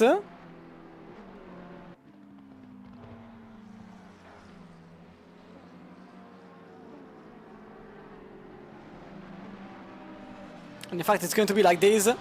So Anufriev gets back on the lead, and it's going to be the winner with Ilya Manzenko of the 3 hours of Watkins Glen with Grant Askarkas and Taras Juknevicius with a incredible last lap with a contact that kind of cut everything apart. Niels Naujoks and Alan Drake Cruz goes in 3rd place with their fastest lap being set even. Maxim Komsyuk and Anton Rokofoy, number 14, is going to cross the track in 4th place. Then there is Marco Bischoff and Noah Eder in the Lamborghini number 1 with Max Menike and Fabio Steyer in the 11 Mercedes-Benz.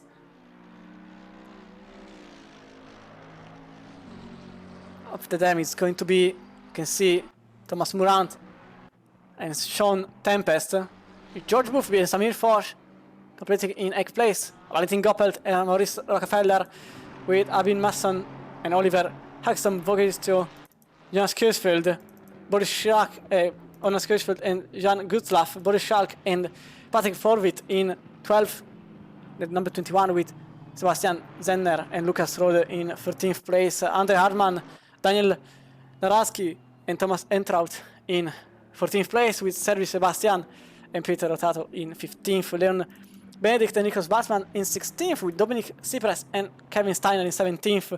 Barry Thompson and Dominic Ilgner 18th place for them with a very last moment in the pits with Leo Zerash. I think the pit was for the stint timer. I'm not really sure about that. Leo Zelash and Dan Summer in 19th, Janis Tsaknis and Manos Gerardis in 20th, and then people are quitting too early. I really didn't make it on time for all the others. It's going to be 31, 38, and 34. The number 36, the number 16, and then all the other complete your grid of 40 more teams. Well, I was enthusiastic, probably, about it. It was definitely a great race. It was astonishing to be seen. And the very final moment, after everything kind of went downhill at the very tail end, but in the end it was the number 5, sorry, winning it after a slight contact with Grant Scarcas. I think we can go back to see it. The very final one. Can I try? I think it was this one. But this one was the first contact on the outside. But the very final one was this one here. You can see from the helicam how it happened. The number 3 was clearly too quick on inside, and the 5 simply got tapped and went into the barrier. Now, oh, apologies. Now, if anyone wants to get, into, please work. No. Oh, it's not working. If anyone wants to come into the commentary booth for any interview, it will be appreciated. You are not obliged, obviously. I'm just sad that this is not working. No. I'm legit sad. That was me hitting my desk. Fortunately, can you just work?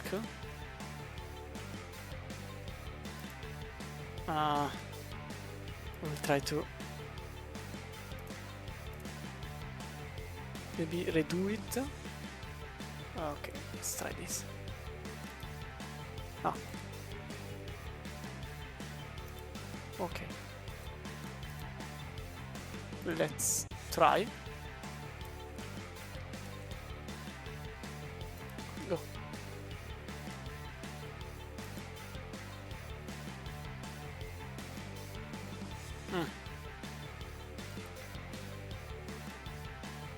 Oh well, I tried. We shall not succeed. Oh, not everything works always. This one, please work it. Why things?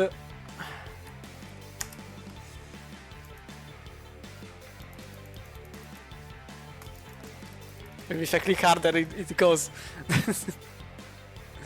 Nope. That's definitely a no. That was clear. A clear no. No, you can. Okay. Anyway, if anyone wants, okay, my game crashed. How? My game fatal error. Great. Okay. I suppose it can't work. How many things can I demolish before it really works? Let me see. I want so much it for work. It's getting even fun at this moment.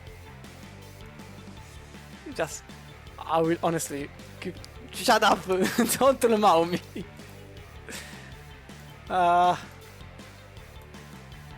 Okay.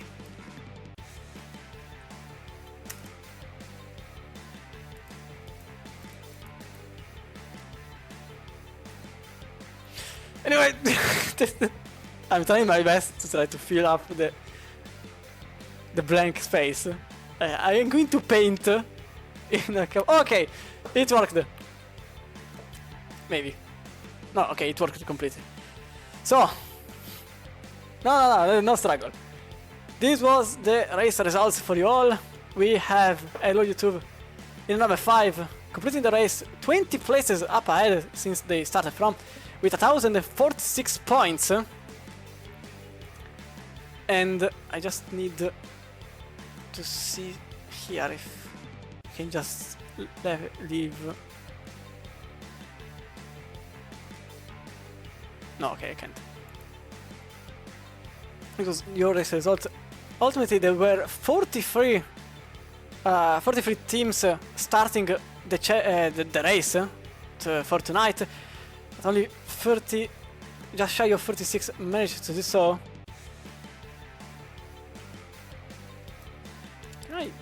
Okay, so West Competition Racing was in the number 3, Ferrari just 3 times, obviously not really away. BS Plus Competition in the number 4. 8 seconds nearly happened, okay, because it nearly happened that I said I don't see a BMW up ahead. We were this close for it to happen. It would have been phenomenally funny for me, obviously, not for the drivers. Anyway, this was, in my opinion, an incredible race. It's been 3 hours of extreme and tense racing. We had Max Super Max in 4th place in the number 14, Sprout with Bischoff and Eder in the number 1, BCS in 11, Tokota Esports in 7th place with 659 points, Yassit Esports only 8th, only sort of, with Motorsport Factory in 9th, in 10th place it was SDL Esports, with Omsim Racing in 11th, Low Fuel Motorsport in 12th, so Slow Force by ACCRL in 13th place, with Limitless Speed Drivers in 14th, Sim Racing Setup in 15th, Lichthofen Racing Esports in 16th, but Petra Brothers, 2S Community, Penguin Racing Esports and TF Racing completes your top 20. Then we had whatever, JS Racing, NM Competition, Crazy Life Racing, Vauxhall Racing, Pitlane Blocker, Pitstop UK, Low Fuel Motorsport, the second team, Gatwick E-Racing, Pitlane Blocker, and the third Pitlane Blocker in 31st place. The Italian job was 32nd with Reptile Racing, Yapsim Racing, Team PLR, Pro League Racing, Thomas Eng Sim Racing in 36th place. Crazy Squirrel team was in 37th, with the Zilin in 38th, 39th was for Gatwick Racing, 40 and 30 for Aero Damage, with the DNF that sparkled. Divebomb Motorsport, Gatwick Racing and Skidmark Racing complete your 43 team effective end of the race, but the championship is the same. It doesn't really change the standing in the championship. These are the same since this was the first race. We had at the end 38 drivers completing the race from the first 43 that started it, and definitely I obviously enjoyed it a lot, simply because it was simply full of action everywhere you saw. 35 places being gained by Yassit Esports in 8th place. It was our biggest gainer of the evening, whilst the team that lost the many positions was unfortunately Gatwick Racing, that started in 4th and didn't finish the race. Let's finish the race in the 49th lap. And I really think this was it. No, this is it for tonight. I thank everyone that stayed here for the whole duration of the race, or even for just a tiny bit. And I will see you all next Sunday for Misano, 3 hour. And I hope to see all the teams that participated today, even in next week's round. Possibly with different cars, I don't know. Depends. As obviously every single round, you don't have to stick to a single car. You can just choose whichever you want. But anyway, this was it from tonight. I was Cristian Romano, your commentator of the evening. I will make some pasta with at pumpkin and speck. I don't know how it comes. I just hope it is okay. I don't know, I saw it online. And it has a good rating, so let's go for Pumpkin Spec. Hope for the best. And I will see you all either on track or in the commentary next Sunday. Stay safe, have a good evening or good night, and see you all next time. Bye!